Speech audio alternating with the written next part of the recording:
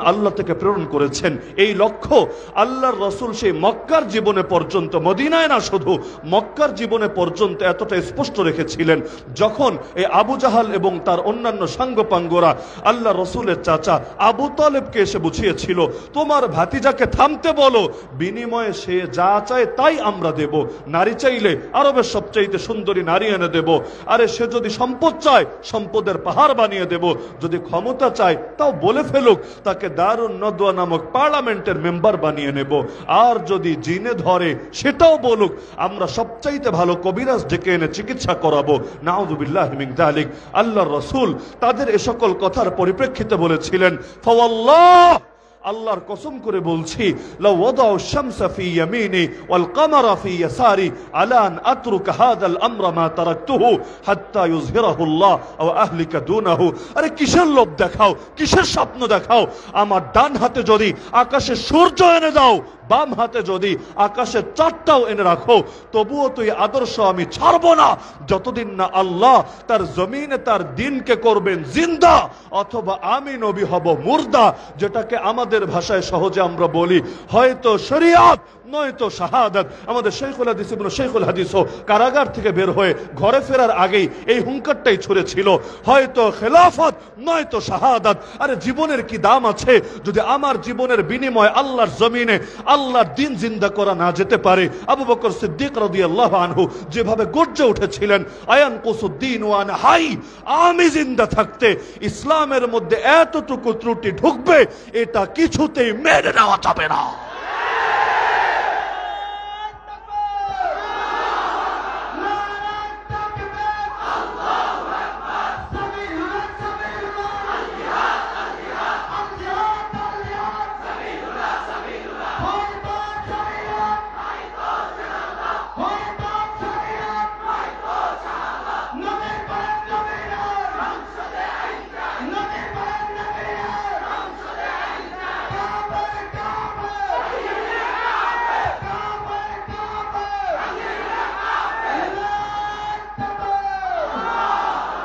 রব্বুল আলামিন কোরআন মাজিদ আল্লাহর রাসূলকে উল্লেখ করেছেন সিরাজাম মুনিরা বলে, ইয়া আইয়ুহান নবী ইন্না আরসালনাকা শাহিদান ওয়া মুবাশশিরান ওয়া নাযীরা ওয়া দাঈয়ান ইলাল্লাহি বিইذনিহি ওয়া সিরাজাম মুনিরা। সিরাজাম মুনিরা মানে হলো এমন বাতি যেই বাতি আলো বিকিরণ করে, আলো বিতরণ করে, আলোয় চতুর্পাশকে আলোকিত করে তোলে।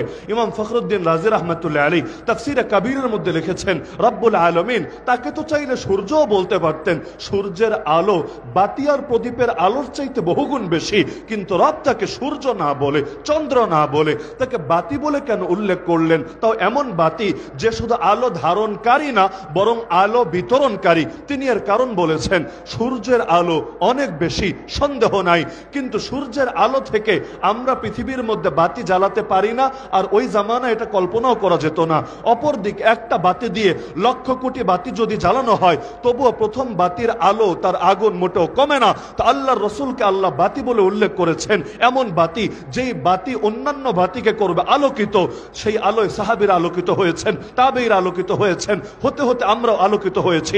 কিয়ামত পর্যন্ত মানুষ আলোকিত হতে থাকবে। এমনকি অন্ধকার দূর করার ভিন্ন কোনো উপায় নাই। অন্ধকারকে যতই আলটিমেটাম দেন, যতই হুঙ্কার ছোড়েন, অন্ধকার যাবে না, ভাগবে না, পালাবে না। অন্ধকার দূর করার উপায় এটাই, হকের আলো জ্বেলে দেন, অন্ধকার লেজ গুটিয়ে পালানোর জায়গা পাবে না। ওয়াকুল জা আল হক ওয়া যাহাকাল বাতিল ইন্নাল বাতিলা কানা যাহুকা। আপনি বলুন হক এসেছে, বাতিল দূর হয়েছে। নিশ্চয়ই বাতিল দূর হওয়ারই ছিল। আজকে বাংলাদেশে যখন আপনি জুলুম দেখেন, আপনি বৈষম্য দেখেন, নির্যাতন দেখেন, নিপীড়ন দেখেন, দুর্নীতি দেখেন, খুনোখুনি দেখেন, রক্তারক্তি দেখেন, আফসোস করেন কিভাবে অন্ধকার দূর হবে, কিভাবে সমাজটা আবার আলোয় আলোকিত হবে। আরে জবাব এই আয়াতের মধ্যেই আছে। যতই অন্ধকার দূর করতে চান, যতই বৈষম্যের বিরুদ্ধে আন্দোলন গড়ে তোলেন, যতই নির্যাতন নিপীড়নের বিরুদ্ধে হুঙ্কার ছোড়েন, কোনোদিনও দূর হবে না যতদিন পর্যন্ত আল্লাহর দ্বীনের আলো এই সমাজের মধ্যে আলোকিত না করেন। আরে আলো জ্বালিয়ে দেন, অন্ধকার এমনি বিদায় নেবে। আলো জ্বালাবেন না, অন্ধকারকে ইনভাইট করতে হবে না, আপনা আপনি এসে শিকড় গাড়বে। সুতরাং বাংলাদেশকে যদি আলোয় আলোকিত করতে চান, পৃথিবীর প্রতিটা ইঞ্চি ইঞ্চি মাটিকে যদি আলোয় আলোকিত করতে চান, উপায় একটাই, রাস্তা একটাই, আল্লাহ নবীর শরীয়তকে, আল্লাহ নবীর আনিত দ্বীনকে, আল্লাহ নবীর খেলাফত, তার প্রতিনিধিত্বকে সমাজের মধ্যে বাস্তব বাস্তবায়ন করেন, ইনশাআল্লাহ এই আলো যখন জ্বলে উঠবে, বাতিল লেজ গুটিয়ে পালাতে বাধ্য হবেই হবে।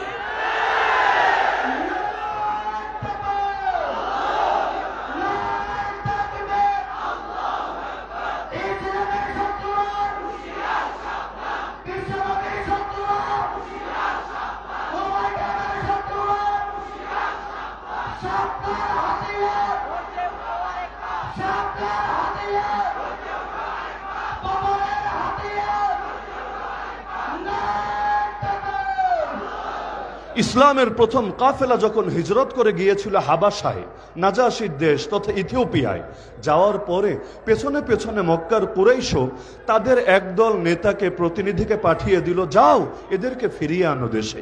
তারা গিয়ে নাজাশিকে বলতে শুরু করলো, বাদশাহ এরা জঙ্গি, এরা উগ্রবাদী, এরা মৌলবাদী, এরা টেরোরিস্ট, আমাদের দেশ তো বরবাদ করেছেই, এখন আপনাদের দেশে আশ্রয় দিলে এটাও বরবাদ করবে, এদেরকে ফিরিয়ে দেন, আমাদের হাতে আইনের শাসন নিশ্চিত করব, আমরা জঙ্গিবাদের বিরুদ্ধে দুর্বার আন্দোলন গড়ে তুলব, ওয়ার ওয়ান টেরর পরিচালনা করব। তারা ভেবেছে নাজাশিকে বললে নাজাশির মন তো গলেই যাবে, কিন্তু তারা জানে না রূপকথা শুনিয়ে আর কল্পকাহিনী বলেই সবসময় সবাইকে গিলানো যায় না। আরে দেশ স্বাধীন হয়েছে তাতে কি, গতকাল পর্যন্ত দেখা গেল যে নতুন করে আবার সেই জঙ্গি নাটকের সূচনা করেছিল, দুইজনকে ধরে দাবি করেছে আবার দুইজন জঙ্গি পাওয়া গিয়েছে, আর ইসলাম বিদ্বেষীরা খুশি। আরে এতদিন তো তোমরা বলেছো জঙ্গি নাটক এটা ভুয়া, এটা সরকার পরিচালিত করে ইন্ডিয়া এবং বিভিন্ন দেশের দৃষ্টি আকর্ষণের জন্য, এখন তো প্রমাণিত হয়ে গেল এগুলো ভুয়া না, এগুলো আসলেই, কারণ এখন তো আর মিথ্যা বলবে না, ঠিকই তো বলছে, জঙ্গি গ্রেফতার হয়েছে। কিন্তু পাগল জানে না এই জাতি সচেতন হয়ে গিয়েছে, ওরা জানে না যেই জাতি একবার রক্ত দিতে শিখে গিয়েছে ওই জাতিকে আজে বাজে গল্প শুনিয়ে তাদের চেতনা আর মনোবল ভাঙা যাবে না। তো যার কারণে গোটা জাতি যখন গর্জে উঠেছে, আরে কিসের জঙ্গি নাটক দেখাচ্ছ, আমাদেরকে প্রমাণ দিতে হবে। আর স্বাধীন বাংলায় এই আমেরিকার শেখানো বুলি, ওয়ার ওয়ান টেরর, জঙ্গিবাদের কেচ্ছা চলবে না। আজকে দিনটা শুরু হতে না হতে বলল থুক্কু, সরি আমাদের ভুল হয়েছে, আসলে শব্দটা হবে নাশকতাকারী, মিস্টেক বশত জঙ্গি শব্দ কোন পত্রিকায় লেখা হয়ে গিয়েছে। তার মানে জাতি যদি জেগে ওঠে তখন তাদেরকে বিভিন্ন আজে বাজে গল্প শুনিয়ে ঘুম পাড়িয়ে রাখা যায় না। তো নাজাশিকে বলল ফিরিয়ে দেন না আমাদের কাছে। এখন নাজাশি বললেন তোমাদের একপাক্ষিক কথা শুনে আমি বিচার করতে পারি না, ওদেরকে ডাকা হলো। সেখানে জাফর তাইয়ার রাদিয়াল্লাহু তাআলা আনহু তার সামনে গিয়ে ছোট্ট একটা ভাষণ দিলেন। এই জাফর সেই জাফর, আল্লাহ রাসূল সাল্লাল্লাহু আলাইহি ওয়াসাল্লাম এক জিহাদে যাকে নেতা বানিয়েছিলেন, সেনাপতি বানিয়েছিলেন, সেই জিহাদের মধ্যে ডান হাত দিয়ে ঝান্ডা ধরে রেখেছিলেন। এক কাফের এসে তরবারি দিয়ে আঘাত করে ডান হাতটা কেটে ফেলেছিল। আরে হাত গেছে তাতে কি, কালেমার ঝান্ডা জমিনে পড়বে, এটা কি মুসলমান মেনে নিতে পারে? বাম হাত দিয়ে ধরে নিয়েছে ঝান্ডা। এবার জালেম এসে বাম হাতেও আঘাত করেছে, বাম হাতটাও কেটে গিয়েছে, তাতে কি, বাহু দিয়ে আগলে রেখেছে। আর অবশেষে যখন চূড়ান্ত আঘাত হয়েছে, আল্লাহর বান্দা জান কোরবান করেছে, কিন্তু শেষ মুহূর্ত পর্যন্ত চেষ্টা চালিয়েছে নিজের যত কষ্ট হোক যে কোনো মূল্যে কালেমার পতাকা, ইসলামের পতাকা, আল্লাহ নবীর দেওয়া ঝান্ডা সমুন্নত রাখবে। এই সংবাদ দুনিয়ার কেউ দেওয়া লাগলো না, জিবরিল আমিন এসে আল্লাহ রসুল সাল্লাল্লাহু আলাইহি ওয়াসাল্লামকে দিয়ে দিলেন। আল্লাহ রসুল মদিনার সাহাবীদেরকে মদিনার মসজিদে একত্রিত করে সংবাদ শোনালেন। তার চোখ থেকে পানি ঝরছিল। নবী বললেন আরে আমার জাফর আল্লাহর জন্য দুইটা হাত কোরবান করেছে, বিনিময়ে আমার আল্লাহ জাফরকে জান্নাতের মধ্যে দুইটা ডানা দিয়েছে। আমি দেখেছি আমার জাফর সেই ডানা মেলে জান্নাতে উড়ে বেড়াচ্ছে। এর জন্য নামের অংশই হয়ে গিয়েছে তৈয়ার।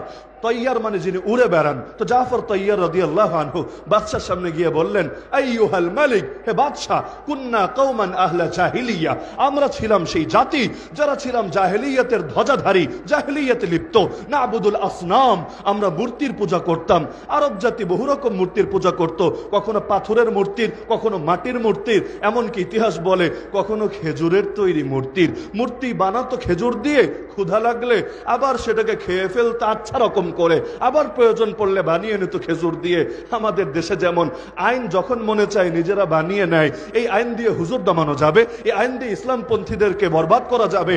আবার যখন আইন গিয়ে নিজের দলের কারো গায়ে পড়ে, আস্তে করে আইনটারে গিলে খেয়ে নতুন আইন আবার প্রসব করে। তো নাবুদুল আসনাম, আমরা মূর্তি পূজা করতাম। ওয়ানাকুলুল মাইতা, মৃত প্রাণীর গোশত ভক্ষণ করতাম। ওয়ানাতিল ফাওয়াহিশ, আমরা অশ্লীল কাজে লিপ্ত হতাম। ওয়ানাকতাউল আরহাম, আমরা আত্মীয়তার বন্ধন ছিন্ন করতাম। ওয়ানুসিউল জিওয়ার, আমরা প্রতিবেশিত্বের ব্যাপারে খারাপ মন্দ আচরণ করতাম।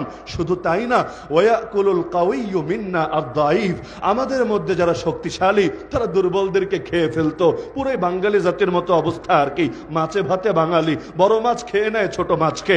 যে যত শক্তিশালী হয় দুর্বলের উপর এসে বল খাটিয়ে নিজের বীরত্ব জাহির করে। এই দেশের মধ্যে দেখবেন যতদিন দুর্বল, হায় রে দেশপ্রেম, হায় রে মুক্তিযুদ্ধের চেতনা, হায় রে স্বজন হারানোর বেদনা, ডায়লগ আর ডায়লগের শেষ নাই। কিন্তু যেই মাত্র ক্ষমতার গদিতে এসে বসে তখন আর ডায়লগ মনে থাকে না, বুলি মনে থাকে না। আর সবচাইতে বড় আফসোস লাগে, আরে হাতি হয়ে লাগতে আসে পিঁপড়ার লগে, অস্ত্র আছে, বাহিনী আছে, দলীয় গুন্ডা আছে, সব আছে, আর এসে আলেম ওলামার সঙ্গে টক্কর লাগিয়ে নিজেদের বীরত্ব জাহির করার চেষ্টা করে। পাগলরা ভাবে এই হুজুরদেরকে জেলে ভরে রাখলেই মনে হয় আগামী বাংলাদেশে শান্তিতে দেশ পরিচালনা করা যাবে। কিন্তু আমার দিল সাক্ষ্য দেয়, আমার কাছে দলিল নাই, আমার দিল সাক্ষ্য দেয় 2001-এ যে হলুদ কার্ড খেয়েছে আর 2024-এ এসে যে লাল কার্ড খেয়ে পালাতে বাধ্য হয়েছে, আমার দিল সাক্ষ্য দেয় ওলামায়ে উম্মতের শানে, ওলামায়ে উম্মতের শানে বেয়াদবি করার কারণেই ফল হয়েছে। 2000 আর 1999-তে শাইখুল হাদিস সাহেব, মুফতি আমিন সাহেব রহমতুল্লাহ আলাইহি, ওনাদের সাথে যে বেয়াদবি করেছে, এর কারণে রব প্রথমে হলুদ কার্ড দেখিয়ে বুঝিয়েছে এখনো সময় আছে, মাথা ঠান্ডা কর, এখনো সময় আছে, ভণ্ডামি আর বেয়াদবি ছাড়। কিন্তু হলুদ কার্ডে কাজ হয় নাই, আবার বেয়াদবি শুরু করেছে। 21 সালে এসে 1400 জনের বেশি একসঙ্গে নিয়ে জেলে ভরেছে। ভেবেছে ওদের সাথে কে আছে, কে ওদেরকে রক্ষা করবে। আল্লাহর কসম, যে 1 বছর কাশিমপুরে ছিলাম, আরে গভীর রাতে যখন এই মুরব্বী আলেমদেরকে বলতে শুনতাম, কখনো 3টা, কখনো 3:30, কখনো 4টা, হঠাৎ করে চিৎকার শুনতাম, তাহাজ্জুদ শেষে মোনাজাতে বসে বলছে আল্লাহ। আরে এমন একটা গভীর আওয়াজ বের হতো, দিল সাক্ষ্য দিত এই বদদোয়া যার গায়ে লেগেছে, আরে ওর পতন হবেই হবে।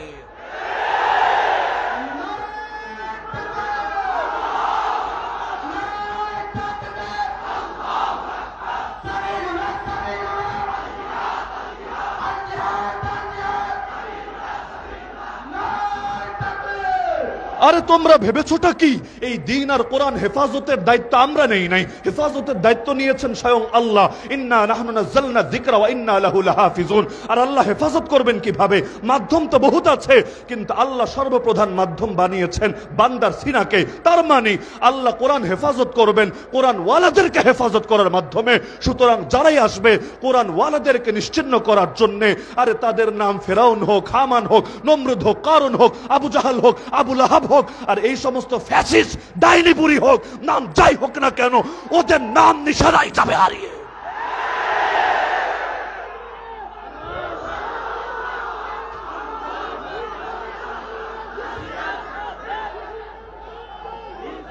তো জাফর রাদিয়াল্লাহু আনহু বলেন, ফাকুন্না আলা যালিক, আমরা এভাবে জাহেলিয়াতের উপর ছিলাম, হাত্তা বাআসাল্লাহু রাসূলাম মিন্না, এমত অবস্থায় আল্লাহ আমাদের ভেতর থেকে একজনকে রাসূল বানিয়ে পাঠালেন। ফাদাআনা ইলাল্লাহি আযজা ওয়া জাল, তিনি আমাদেরকে মহামহিম আল্লাহর দিকে দাওয়াত দিলেন। লিনওয়াহিদাহু ওয়া না'বুদা, যেন তার একত্ববাদের ঘোষণা দেই, যেন একমাত্র তারই ইবাদত করি। ওয়া নাখলা মা কুন্না না'বুদু নাহনু ওয়া আবাউনা মিন দুনিল্লাহি মিনাল হিজারাতি ওয়াল আওসান, সে আল্লাহকে বাদ দিয়ে যত পাথর অথবা যত প্রতিমার পূজা করতাম, এই সব কিছু যেন পরিহার করি। ও আমারানা, তিনি আদেশ করেছেন বিসিদকিল হাদিস, যেন সত্য বলি। ও আদাইল আমানা, আমানত আদায় করি। ও সিলাতের রাহিম, আত্মীয়তার বন্ধন রক্ষা করি। ও হুসনিল জিওয়ার, প্রতিবেশিত্বের সঙ্গে উত্তম আচরণ করি। ওয়াল কাফি আনিল মাহারিম ওয়াদ দিমা, হারাম থেকে বিরত থাকি, রক্তপাত থেকে বিরত থাকি। ও নাহানা, তিনি আমাদেরকে নিষেধ করেছেন আনিল ফাওয়াহিশ, যেন অশ্লীলতা ছেড়ে দেই। ও শাহাদাতি জুর, মিথ্যা সাক্ষ্য দেওয়া বাদ দিয়ে দেই। ও আকলি মালিল ইয়াতীম, এতিমের সম্পদ আত্মসাৎ আর না করি, ওয়াকাতফিল মুহসানা সতীসাধী নারীদেরকে জিনার অপবাদ আর না দেই, ও আমারানা তিনি আরো আদেশ করেছেন আন নাবুদাল্লাহ এক আল্লাহর ইবাদত করব, লা নুশরিকু বিহি শাইআ তার সঙ্গে যেন কোনো কিছুকে শরিক না করি, ওয়া ইকামাস সালাহ সালাত কায়েম করি, ওয়া ইতাআজ যাকাত যাকাত আদায় করি। ক্বালাত ফাআদ্দাদা আলাইহি উমুরুল ইসলাম এভাবে একটা একটা করে ইসলামের বিধানগুলো তুলে ধরলেন। সব শুনে নাজাশী বললেন, নেতাজিরা তোমরা তোমাদের পথ দেখো, আমি এই মুসলমানদেরকে কিছুতেই তোমাদের হাতে তুলে দেব না। তাহলে আল্লাহ রসুল এসেছিলেন সিরাজা মুনিরা হয়ে, এমন আলো যে আলোয় গোটা পৃথিবী আলোকিত হয়ে উঠবে। সুতরাং এই অন্ধকার জামানায় নব্য জাহেলিয়াতের মধ্যেও পৃথিবীর বুকে আলো জ্বালাতে চাইলে আল্লাহ রসুলের সিরাত বাদ দিয়ে, আল্লাহ রসুলের নববী আদর্শ বাদ দিয়ে ভিন্ন কোনো তরিকায় সফলতা অতীতেও আসে নাই, আজও আসবে না, কোনোদিন আসা সম্ভব না। সুতরাং আল্লাহ রসুলের প্রতিটা শিক্ষাই আমাদের কাছে আমানত। আমাদের জান যেতে পারে, কিন্তু রক্ত দিয়ে হলেও আল্লাহর নবীর কোন আমানতকে কিছুতেই নষ্ট হতে দেব না। আল্লাহ নবী যে ইসলাম আমাদের কাছে দিয়েছেন, সেই ইসলামে নামাজও আছে, রোজাও আছে, হজও আছে, যাকাতও আছে, ইলমও আছে, আত্মশুদ্ধিও আছে, দাওয়াতও আছে, সবই আছে। পাশাপাশি জিহাদও আছে, খেলাফতও আছে, কাফের মুশরিকদের দাঁত ভাঙা জবাব দেওয়ার শিক্ষাও আছে। সুতরাং এই পুরো কোরআনই তো আমানত, নবীর পুরো আদর্শই তো আমানত। তো এখন নামাজের কথা বললে ভালো বলবা, রোজার কথা বললে ভালো বলবা, ইলমের দাওয়াত দিলে ভালো বলবা, আর আত্মশুদ্ধির কথা বললে ভালো বলবা, আর জিহাদের কথা বললে জঙ্গি বলবা, খেলাফতের কথা বললে উগ্রবাদী বলবা। আল্লাহর কসম, তোদের চোখে যদি জিহাদ উগ্রবাদ হয়, তোদের চোখে যদি খেলাফত সাম্প্রদায়িকতা হয়, তোদের চোখে যদি আল্লাহর নবীর আদর্শ টেররিজম হয়, আল্লাহর কসম, আল্লাহর কসম, আল্লাহর কসম, তোদের সব গালি মাথা পেতে নিতে রাজি আছি। যেই গালি মনে চায় সেই গালি দে, কিন্তু আমরা কোনো কিছুর বিনিময়ে নবীর কোন আদর্শ ছাড়তে রাজি না।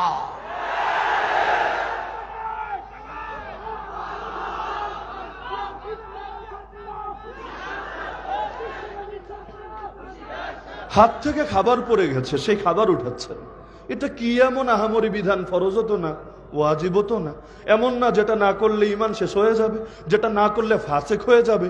বাদশার সামনে বসে খাচ্ছেন, খাবার পড়ে গেছে, সেই খাবার উঠাতে শুরু করেছেন। পাশ থেকে বলে, আরে এই রাজা বাদশার দরবার এটা, এখানে এক লুকমা খাবার পড়লে কেউ উঠায় না, উঠালে বলবে ফকির নির্পুত, জীবনে ভালো খাবারও মনে হয় চোখে দেখে নাই। সেই সাহাবী বলে, আরে কিসের কথা বলো আমাকে?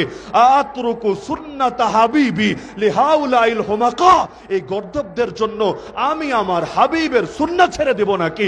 সারা দুনিয়া যারা জঙ্গিবাদে ভরে তুলেছে, ওরা যদি দিন শেষে আমাদেরকে জিহাদের পক্ষে থাকার কারণে জঙ্গিবাদী বলে, আমরা বলবো তোরা গালি দিতে দিতে দিতে মুখে ফেনা তুলে ফেল, তোদের গালি আমাদেরকে কিছুতেই আল্লাহর দিন থেকে সরাবে না।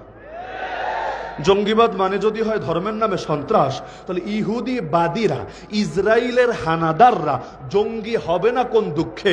কোন দেশের বিজ্ঞান, কোন দেশের ফিলোসফির আলোকে এটা যুক্তিতে ধরে আমাকে এসে বুঝান। কারণ ওরা নাস্তিকতা রাষ্ট্র প্রতিষ্ঠা করতে চায় না, ওরা ইহুদিবাদী রাষ্ট্র প্রতিষ্ঠা করতে চায়। স্পষ্ট কথা, এমন এক রাষ্ট্র যেই রাষ্ট্রে ইহুদিবাদ চলবে, এমন এক রাষ্ট্র যেই রাষ্ট্রের নেতা আগামী দিনে হবে মাসিহে দাজ্জাল। আরে পার্শ্ববর্তী রাষ্ট্রে দেখেন নরেন্দ্র মোদী, বিজেপি, আরএসএস, তারা বলে না আমরা নাস্তিকবাদী রাষ্ট্র বানাতে চাই, তারা বলে যে আমরা এখানে রাম রাজ্য বানাতে চাই। তো ধর্মের নামে এই যে লক্ষ লক্ষ মানুষকে মারছে, ধর্মের নামে নির্মম নির্যাতন করছে। আরে আসিফার মতো 6 বছরের মেয়েরা পর্যন্ত ওদের নৃশংস থাবা থেকে বাঁচতে পারছে না। মন্দিরের ভেতর ঢুকিয়ে দিনের পর দিন গণধর্ষণ করে করে, খাবারও না দিয়ে, এক পর্যায়ে পাথর দিয়ে মাথা থেতলে ফেলে জানে মেরে ফেলছে। বলতে পারেন বিচ্ছিন্ন ঘটনা 2-4 জন করেছে, তাতে কি? আরে বিচ্ছিন্ন ঘটনা মানতাম, কিন্তু যখন পত্র পত্রিকায় দেখি ওই বছর যতগুলো পর্ন সাইট আছে, পর্ন সাইট ওই ব্লু ফিল্মের জগতে সবচাইতে বেশি সার্চ হয়েছে, এটা দেখার জন্য যে কিভাবে, কোন পন্থায়, কোন তরিকায় আসিফাকে রেপ করা হয়েছে, এটা দেখতে চায়। ইন্ডিয়ার মধ্যে ওই বছর সকলে মিলে আসিফার এই নির্মম শাহাদাতের ট্র্যাজেডি দেখে যখন চোখ জোড়ানোর স্বপ্ন দেখে, এটা সবগুলো সার্চের মধ্যে সবার শীর্ষে থাকে, তখন আর বুঝতে বাকি থাকে না ওরা ইসলামের বিরুদ্ধে যুদ্ধের ঘোষণা দিয়ে দিয়েছে। অযোধ্যা বিশাল এক জায়গা, রামের নাকি জন্মভূমি, ভালো কথা। অযোধ্যায় এত জায়গা থাকতে বাবরি মসজিদ ভেঙেই মন্দির বানানো লাগলো? আর কি কোনো জায়গা খুঁজে পাওয়া গেল না? আল্লাহর ঘর মসজিদ, যেটা মসজিদ সেটা কিয়ামত পর্যন্ত মসজিদ। কোনো বাপের বেটার ক্ষমতা নাই মসজিদকে ভিন্ন কিছুতে পরিণত করবে। আল্লাহর রাসূলের জামানায় কাবাতুল্লাহ বাইতুল্লাহর মধ্যেও তো 360টা মূর্তি ঢুকানো হয়েছে, কিন্তু 360 মূর্তি ঢুকেছে বলে তা মসজিদ থেকে মন্দির হয়ে যায় নাই, গির্জা হয়ে যায় নাই, প্যাগোডা হয়ে যায় নাই। যা মসজিদ তা মসজিদই থাকবে। যার কারণে আল্লাহ নবী মক্কা বিজয়ের পর একটা মূর্তিও বাকি রাখেন নাই, মূর্তিও বিদায় করেছেন, ভাস্কর্যগুলো বিদায় করেছেন। সেখানে দেয়ালে দেয়ালে যে চিত্র আঁকা ছিল সেগুলোকে প্রলেপ দিয়ে মুছে দিয়েছেন। তার মানে কি যে মসজিদ মসজিদই থাকবে, হাজার মূর্তি ঢুকালেও মন্দির হবে না। তো যা বাবরি মসজিদ ছিল কিয়ামত পর্যন্ত তো মসজিদই থাকবে। আরে বিল্ডিং একটা না 10টাও যদি ভাঙো, মূর্তি একটা না লক্ষটাও যদি ঢুকাও, তবুও কোনোদিন মুসলমান এটাকে মসজিদ ছাড়া ভিন্ন কোনো কিছু কল্পনা করবে না। আজকে দুর্বল তাই মুসলমান কিছু করতে পারছে না, সর্বোচ্চ প্রতিবাদ করছে। কিন্তু এ কথা বলতে কোনো ভয় নাই, কোনো দ্বিধা নাই, কোনো সংকোচ নাই, কোনো লজ্জা নাই, কোনো বাতিলের মুখের দিকে তাকিয়ে কোনো কার্পণ্য নাই। ইনশাআল্লাহ যেদিন মুসলমান ক্ষমতা পাবে, যেদিন মুসলমান শক্তিশালী হবে, তারা আবারও বাবরি মসজিদকে আবাদ করবেই করবেই করবে ইনশাআল্লাহ। তাহলে এই যে আল্লাহর ঘর ভেঙে মন্দির বানালো, ধর্মের নামে ধর্মের চেতনা লাগিয়ে তো করলো, ওদেরকে জঙ্গিবাদী কেন বলা হবে না আমাকে বলেন? এমনকি আমি আজকে লক্ষ জনতার সামনে বার্তা দিতে চাই, আগামী বাংলাদেশেও জঙ্গি শব্দের যাচ্ছে তাই ব্যবহারের সুযোগ নাই। যদি জঙ্গি শব্দ ব্যবহার করতেই চাও, সব সাংবাদিক, সব সাংঘাতিককেও বলছি, সাংবাদিকরা টানছে কেন এখানে? কারণ গ্রেফতার করতে দেরি, ওদের পত্রিকায় গালি মারতে দেরি না। কে জঙ্গি কে সন্ত্রাসী এটা বিচার করার দায়িত্ব যদি সাংবাদিকের হয়, আদালতের কাজকে আমাকে বুঝান। এই যে আলেম একজন গ্রেফতার করে বুকের মধ্যে একটা লাগিয়ে দিবে জঙ্গি, সামনে কয়টা কিতাব রাখবে, কি কিতাব? এর মধ্যে ফাজাইলে আমলও দেখবেন, এর মধ্যে আল্লাহ রাসূলের জীবনীও দেখবেন, এর মধ্যে এশো আরবি শিখিও দেখবেন, রেখে লিখবে জিহাদি বই, জঙ্গি বই। বাহ! আরে এই যে পুলিশ তুমি ধরেই ট্রায়াল করলা, বিচার করার দায়িত্ব তো ভাই তুমি পুলিশের না। যদি পুলিশে বিচার করে, আদালতের দায়িত্ব কি? গ্রেফতার করার পর 24 ঘন্টার ভেতর ম্যাজিস্ট্রেটের সামনে হাজিরের প্রয়োজন কি? তোমার কাজ শুধু অভিযোগ দায়ের করা। অভিযোগ ভিন্ন জিনিস আর ট্যাগ লাগিয়ে দেওয়া ভিন্ন জিনিস। এই এক জঙ্গি ট্যাগের কারণে কত আলেমের কত ক্ষতি হয়েছে, এক জঙ্গি ট্যাগের কারণে কত ছাত্রের শিক্ষা জীবনটাই বরবাদ হয়ে গেছে, এক জঙ্গি ট্যাগের কারণে এই বাংলার বুকে হাজার হাজার সাধারণ যুবক জনতার গোটা জীবনটাই তছনছ হয়ে গিয়েছে। তাহলে এখন ধরবা আর ধরেই জঙ্গি লাগিয়ে দিবা। আর এটা যদি আদালত অবমাননা না হয়, আদালত অবমাননা কাকে বলে? আমরা তো ধরেই কাউরে চোর বলতে পারি না, ডাকাত বলতে পারি না, সর্বোচ্চ অভিযুক্ত বলতে পারি, অপরাধী বলতে পারি না। কে অপরাধী আর কে অপরাধী না বিচার করার দায়িত্ব হলো আদালতের, বিচার করার দায়িত্ব হলো বিচারকের। অন্য কেউ যদি বিচারক সাজে, সে আদালত অবমাননার ও দায়ে দায়ী হবে। এই যে আলেম ওলামারে জেল খাটানো হলো, এখন আদালত অনেককে বেকসুর খালাস দিয়ে দিচ্ছে। মামলার যখন আবেদন করছে চার্জ গঠনের জন্য, ওই সময় ডিসচার্জ তাদেরকে করে দিচ্ছে। তার মানে আদালত বলছে নিরপরাধ। তো তোমরা যে 100 পত্রিকায় রিপোর্ট করলা, তোমরা যে 200 সাংবাদিক মিলে টেলিভিশনে তার ইজ্জত খেলা, এটার কি হবে? আরে ভাই, এমন কাজ করার কি দরকার যেটার জন্য দুদিন পর লজ্জিত হতে হবে? দুদিন আগে মামুনুল হক নিয়ে ট্রায়াল ট্রায়াল ট্রায়াল, কত গালি, কত কথা, এমনকি নামটা পর্যন্ত শ্রদ্ধার সাথে পত্রিকায় নিত না। আজকে যখন মাইক একটা হাতে নিয়ে, ক্যামেরাগুলো পিছনে নিয়ে ঘন্টার পর ঘন্টা একটা বাক্য শোনার জন্য দাঁড়িয়ে থাকো, তখন লজ্জা লাগে না? তখন বিবেকে বাঁধে না?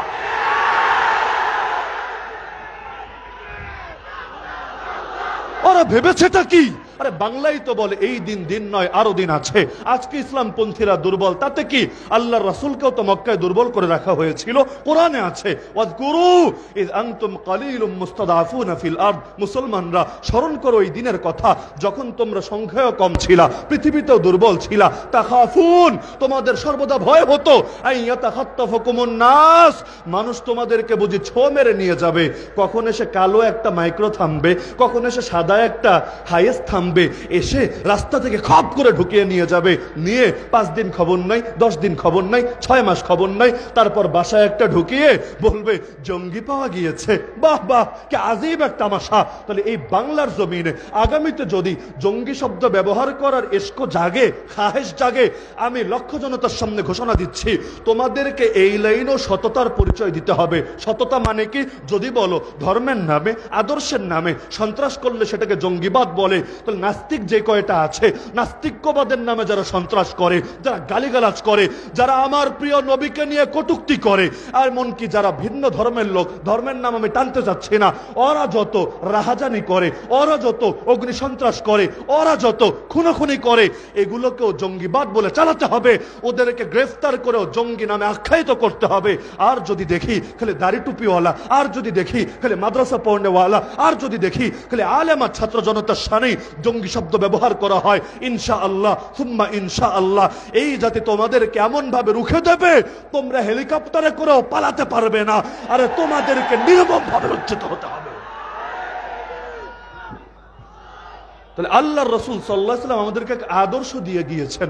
আমাদের কাজ জাস্ট নবীর আদর্শ হুবহু অনুসরণ করা, যুক্তির পেছনে, অন্ধত্বের পেছনে না ছুটা। যুক্তির পেছনে তো ইবলিস ছুটেছিল। আল্লাহ বললেন সেজদা দে, ইবলিস বলল সেজদা দিব না। কেন দিবি না? আনা খায়রুম মিন, আমি হলাম উত্তম, নবী হলো অধম। বাহ, সাহসটা কত বড়! আমি হলাম উত্তম, নবী হলো অধম। কেন? খালাকতানি মিন নার ওয়া খালাকতাহু মিন তিন, আমাকে সৃষ্টি করেছো আগুন থেকে, তাকে সৃষ্টি করেছো মাটি থেকে। আজকের যুগে কিছু মানুষ মাদ্রাসায় পড়ে নাই, জেনারেল লাইনে পড়েছে, মাওলানা মুফতি হতে পারে নাই, বড় ডক্টর, বড় বুদ্ধিজীবী, বড় কিছু হয়ে গিয়েছে। এখন যদি বলা হয় আলেমের পরামর্শ শোনো, বলে আলেম দিয়ে কি হবে? নাহনু খায়রুম মিনহুম, আমরা তাদের চাইতে উত্তম। ওদের সুরে আর ইবলিসের সুরে কি পার্থক্য থাকে? যত বড় বিদ্বান হও, যত বড় শিক্ষিত হও, যত বড় জ্ঞানী গুণী হও, আরে আলেম তথা নবীর ওয়ারিসদের থেকে কোরআন সুন্নাহর আলোকে যদি তুমি সিদ্ধান্ত গ্রহণ না করো, পরামর্শ গ্রহণ না করো, তুমি ব্যর্থ হবাই হবা, ব্যর্থ হবাই হবা। কারণ রহমত আল্লাহর হাতে, বরকত আল্লাহর হাতে, নুসরাত আল্লাহর হাতে, শান্তি আল্লাহর হাতে, মুক্তি আল্লাহর হাতে, হায়াত আল্লাহর হাতে, মৌত আল্লাহর হাতে। সবই যখন আল্লাহর হাতে, বাতিলের দালালিতে জীবন চলবে কোন দুঃখে? আমেরিকার হাতে শান্তি নাই, জাতিসংঘের হাতে বরকত নাই, চীনের হাতে মুক্তি নাই, ইন্ডিয়ার হাতে কোনো কিছু নাই। সব কিছু আছে একজনের হাতে, নাম তার আল্লাহ। আর সেই আল্লাহকে নারাজ করে কেউ কখনো ভালো থাকতে পারে না, আর সেই আল্লাহকে রাজি করে কেউ কখনো খারাপ থাকে না। হ্যাঁ, বলবেন আল্লাহকে নারাজ করে কতজন ভালো থাকে, কতজন কত সুখে শান্তিতে থাকে? হ্যাঁ থাকে। আল্লাহ যখন সাময়িক ঢিল দিয়ে থাকে, যখন আল্লাহ ধরে, ইঁদুরের গর্তে গিয়েও পালানোর জায়গা খুঁজে পায়। দেখেন না, দেশের বর্ডার ক্রস করে আরেক দেশের মধ্যে ঢুকে কলাপাতায় আরামে শুয়ে থেকেও নিস্তার হয় না, পাবলিক সেখান থেকে এনে পর্যন্ত এমন মারা মারে, জনমের তরে জিনিসপাতি নাকি পর্যন্ত ফাটিয়ে ছাড়ে। তাহলে এটা আবার কেমন ভালো থাকা, এটা আবার কেমন ইজ্জত থাকা? আমরা জেলে থেকেছি, কষ্ট করেছি, কত সত্য। কেউ 3 বছর থেকেছেন, কেউ 10 বছর থেকেছেন, কেউ লাশ হয়ে বের হয়েছেন, কেউ নিজের হাঁটুকটা এমন ভাবে অবস্থা হয়েছে আর কখনো হয়তো ঠিকভাবে হাঁটতেও পারবেন না, কারো কোমর এমন ভাবে শেষ হয়েছে আর হয়তো কোনোদিন সুস্থ হবেন না। কিন্তু আল্লাহ যে ইজ্জত তাদেরকে দিয়েছেন, যে সম্মান তাদেরকে দিয়েছেন, ক্ষমতায় নাই, তাও তাদেরকে দেখার জন্য মানুষ মুখিয়ে থাকে। আরে তোমরা শাহবাগে বিরিয়ানি বিতরণ করেও কয়জন লোক পাও? আজকের ধোপখোলা মাঠের চিত্র দেখো, তাওহীদি জনতা এই রোদের মধ্যে, গরমের মধ্যে বসার জায়গা পাচ্ছে না, তারপরও মানুষকে জায়গা দেওয়া যাচ্ছে না। কি বুঝলা? এই দেশ ইসলামের, এই দেশ কোরআনের, এই মাটির পরতে পরতে ইসলাম মিশে আছে। জুলুম করে, হামলা করে, মামলা দিয়ে তোমরা এই জমিন থেকে কখনোই ইসলামকে নিশ্চিহ্ন করতে পারবে না।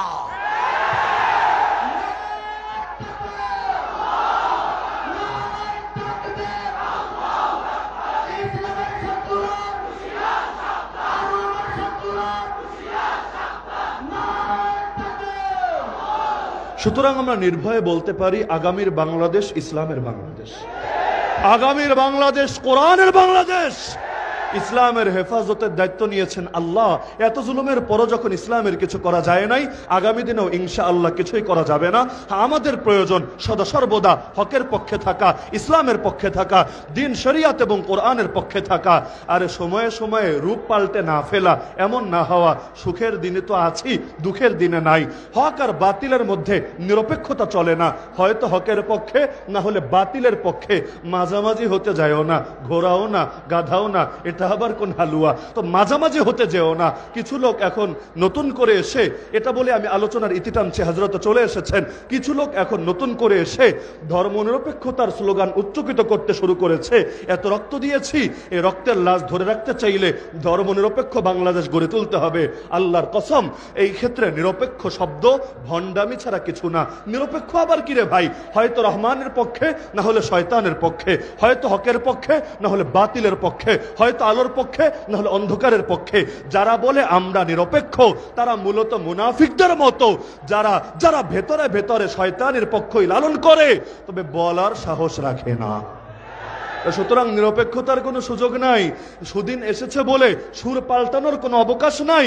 আগে এক টাকলো বলেছিল রাষ্ট্রধর্ম ইসলামকে বিদায় করবে, এখন নতুন করে আর এক কবি বলতে শুরু করেছে, না আমি বলি ফরহাদ মজহার, রাষ্ট্রধর্ম ইসলাম দিয়ে কি হবে? রাষ্ট্র কি নামাজ পড়ে? রাষ্ট্র কি কোরআন পড়ে? আরে অদ্ভুত ব্যাপার। রাষ্ট্র ভাষা দিয়ে কি হবে তাহলে? রাষ্ট্রের কি মুখ আছে? রাষ্ট্রের কি জিহ্বা আছে? রাষ্ট্র কি কথা বলতে পারে? বলবে না। রাষ্ট্রভাষার কাজ হলো অফিস আদালতে কাজে লাগে। বলবো রাষ্ট্রধর্মের কাজ কি তাহলে বোঝো না? রাষ্ট্রধর্মের কাজ পার্লামেন্টে, বিচারালয়ে, আইন কানুনের ক্ষেত্রে, বিচার, আচার, অর্থনীতি, সভ্যতা, সংস্কৃতি, রাজনীতি, ব্যক্তি জীবন, পরিবার, সমাজ, রাষ্ট্র, সব ক্ষেত্রে কাজে লাগে। তো রাষ্ট্রভাষার গুরুত্ব যদি বোঝো, রাষ্ট্রধর্মের গুরুত্ব যদি না বোঝো, আমাদের আর বুঝতে বাকি থাকে না। তোমরা নতুন দেশে পুরনো সুরে এনে হাজির করেছো, আর নতুন কাপড় পরিয়ে পুরনো বউরে এনে হাজির করেছো। তোমরা শরবতের পেয়ালার মধ্যে মদ ঢেলে দিয়েছো। সুতরাং অতীতে যেমন এই জাতি অন্যায় সয়ে নেয় নাই, আগামীতেও নিবে না। আমরা হকের পক্ষে আছি, হকের জন্য লড়াই করছি। ইনশাআল্লাহ আমাদের মৃত্যু হবে হকের জন্য। রবের কাছে দোয়াও করব এটা, রব হকের পক্ষে থাকতে গিয়ে, হকের পথে চলতে গিয়ে শাহাদাত যেন নসিব হয় এই কপালে। এই তৌফিক তুমি আমাদেরকে দিও। গালি দিয়ে লাভ নাই, নতুন হামলা মামলা করেও লাভ নাই। হয়তো শরিয়াত, নয়তো শাহাদাত, হয়তো খেলাফত, নয়তো শাহাদাত। এর আগে আমরা থামবো না। نصر من الله وفتح قريب وبشر المؤمنين وما علينا إلا البلاغ المبين. السلام عليكم ورحمة الله وبركاته. ما شاء الله. অত্যন্ত চমৎকার আলোচনা করেছেন মুফতি আলী হাসান ইসলাম। আমরা শান্ত হয়ে বসি, জাতীয় সিরাত কমিটির উদ্যোগে আয়োজিত, জাতীয় সিরাত কমিটি বাংলাদেশের উদ্যোগে আয়োজিত সিরাত নবী সাল্লাল্লাহু আলাইহি ওয়াসাল্লাম মহাসম্মেলনের মধ্যে আপনাদের সামনে গুরুত্বপূর্ণ বক্তব্য পেশ করবেন হযরত আল্লাহ মুফতি নজরুল ইসলাম কাসেমী। আলোচনা পেশ করবেন মুফতি নজরুল ইসলাম কাসেমী দাওয়াত বারাকাতুহু আলাইয়া।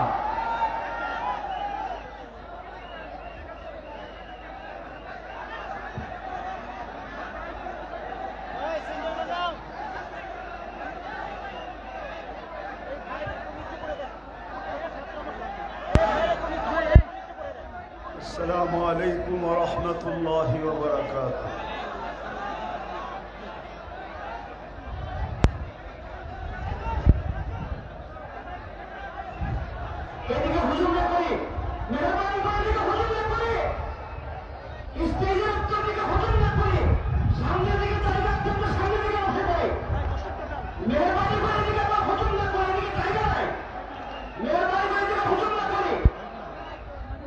السلام عليكم ورحمة الله وبركاته. কথা শুরু করার আগে একটা জিনিস বলতে বাধ্য হই,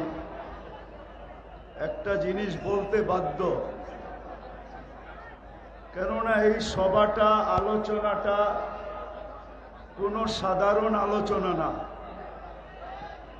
এটা সিরাতুন নবীর আলোচনা।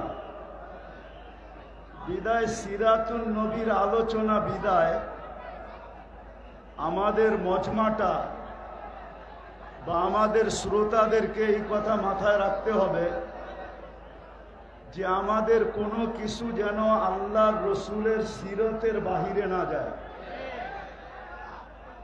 কেননা যদি লেবেল দিলাম সিরতের, কিন্তু আমাদের মজমার পরিস্থিতি যদি অন্য মজমার মতোই হয়, তাইলে এই নামটার মনে হয় ইজ্জত থাকবে বলে মনে হয় না।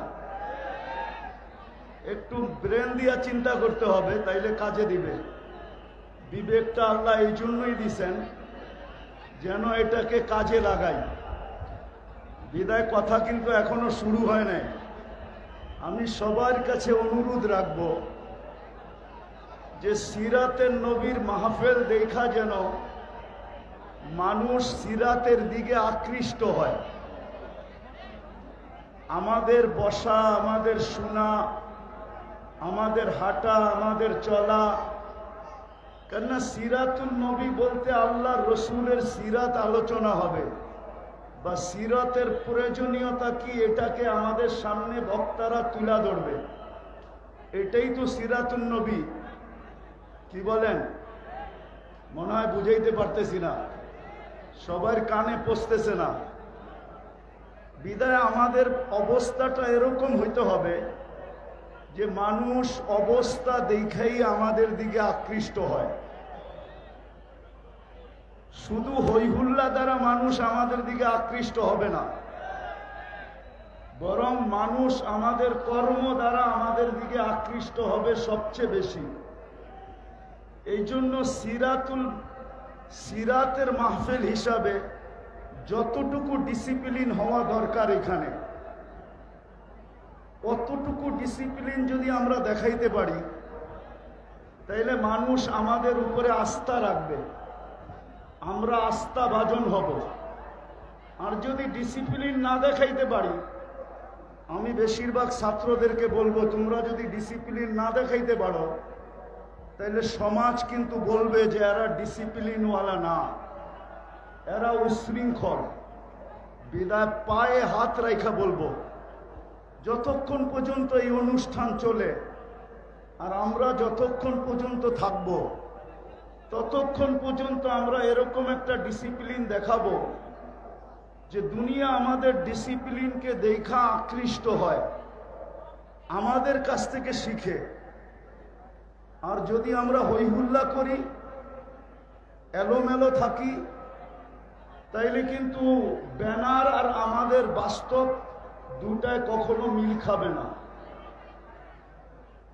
কেননা সত্য এটাই, আজকে দুনিয়াতে 200 কোটি মুসলমান, 70% দুনিয়ার সম্পদ মুসলমানের কাছে। তারপরেও আজকে মুসলমান দুনিয়াতে যতটুকু নির্যাতিত, অতীত ইতিহাস খুঁজলে এতটুকু নির্যাতিত পাওয়া যায় না। কারণটা কি? কি কারণে 200 কোটি মুসলমান হওয়া সত্ত্বেও আজকে সারা দুনিয়ার মুসলমান নির্যাতিত, নিষ্পেষিত, দীক্ষিত, অবহেলিত, ঘৃণিত? বিজাতির কাছে তো কাছে ঘৃণিত বটেই, নিজের দেশেও যেই দেশে 90% মুসলমান, বরং 91-92% মুসলমান যেই দেশে, যেই দেশগুলার অস্তিত্ব ইসলামের উপরে, আজ থেকে না। বাংলাদেশের ইসলাম কিন্তু আজকের ইসলাম না। একটু শান্তভাবে শুনলে মনে হয় বুঝে আসবে। বাংলাদেশের ইসলাম আজকের ইসলাম না। বাংলাদেশের ইতিহাস 200 বৎসরের ইতিহাস না। বাংলা সন দেখলে দেখা যায় যে বাংলাদেশের ইতিহাস কত দিনের। আমি ইতিহাসের পাতা থেকে বলতেছি, বাংলাদেশের ইসলাম কিন্তু আজকের ইসলাম না। আল্লাহর রসুল হিজরত করেন না, তখন 4 সাহাবী বাংলাদেশে চলে আসছেন। একজনের নাম আবু ওয়াক্কাস, আরেকজনের নাম মুহাব ইবনে মালিক, আরেকজনের নাম কাসেম ইবনে হুজাইফা, আরেকজনের নাম উরওয়া ইবনে সাসা। দুইজন এখান থেকে চীনে গেছেন, দুইজনের কবর চিহ্নিত আছে। একজনের কবর চীনে আবু ওয়াক্কাস রাদিয়াল্লাহু তাআলা আনহুর কবর গোয়াংজুতে এখনো আছে। আরেকজনের কবর মঙ্গোলিয়ার বর্ডারে, ওহাব ইবনে মালিক রাদিয়াল্লাহু তাআলা আনহুর কবর মঙ্গোলিয়ার বর্ডারে এখনো চিহ্নিত আছে। কিন্তু দুইজনের কবর এই মাটির নিচে আছে, কিন্তু কোনো চিহ্নিত নাই। একজন কাসেম ইবনে হুযাইফা, দ্বিতীয় উরওয়া ইবনে সাসা। এই দুইজনের কবর কিন্তু এই মাটির নিচে এখনো আছে। এই জন্য এই মাটির 1400 বছর আগের একটা ইতিহাস আছে, যেটা দুনিয়ার কোনো মাটির নাই। এই মাটির নিচে যতটুক কোরবানি লুকায়িত আছে, ওই যুগে আল্লাহর রসুলের হিজরতের আগে হিজরত করে বাংলাদেশের মাটিতে আসা এই হিজরতের কোরবানি এই মাটির নিচে লুকায়িত আছে। আর যারা আসছেন এরা একজনও ফিরা যান নাই। শুধু একজনের ইতিহাস পাওয়া যায় তারিখে চীনের ভিতরে। আবু ওয়াক্কাস রাদিয়াল্লাহু তাআলা আনহু 18 মাস চলার পরে, আমি উলামাদের মজলিসে বলতেছি, তাহকিক করে দেখেন, তারিখে চীনে লেখা আছে আবু ওয়াক্কাস রাদিয়াল্লাহু তাআলা আনহু যখন 18 মাস পায়দল চলার পরে মদিনা ফিরত যান, আর বাবে মদিনা দিয়া যখন ঢোকেন, তো সাহাবায়ে কেরামকে জিজ্ঞাসা করছিলেন আল্লাহর রসুল কিরকম আছেন। তো যাকে জিজ্ঞাসা করছে সে জবাব দিছিলেন, ইন্তাকালা রাসূলুল্লাহ ইলা জাওয়ারি রাহমাতিল্লাহ, আল্লাহর রসুল তো দুনিয়ার থেকে চলে গেছেন। তো আবু ওয়াক্কাস রাদিয়াল্লাহু তাআলা আনহুর মন কিরকম ভাঙ্গা ছিল, ওটা উনি আর আল্লাহ বলতে পারে, দুনিয়ার কোনো ভাষা এটা ব্যক্ত করতে পারে না। উনি মসজিদে নববীতে যে সালাম দিয়া যখন ঘুমায় পড়তেন, তো স্বপ্নে দিকে উনি দেখতেন যে আল্লাহর রসুল বলতেছিল, আবু ওয়াক্কাস মা বাহাদুরটা বিতানকে, আবু ওয়াক্কাস তোমাকে তো ফিরত আসার জন্য পাঠানো হয় নাই, তুমি ফিরত আসলে কেন? ফিরতটা হচ্ছেন আবার কিন্তু চীনের দিকে রওনা করছে। সেইখানে আজকে ওনার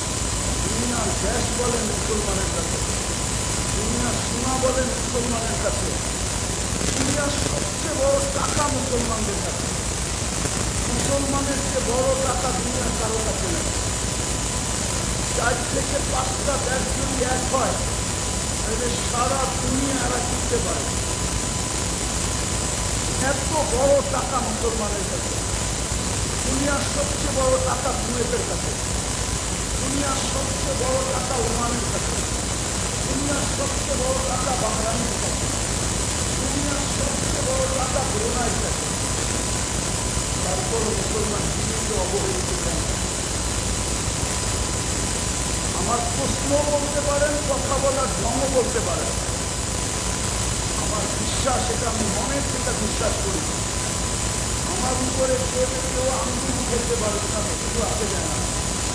বিরুদ্ধে লিখতে পারেন, তাও কিছু আসে যায় না।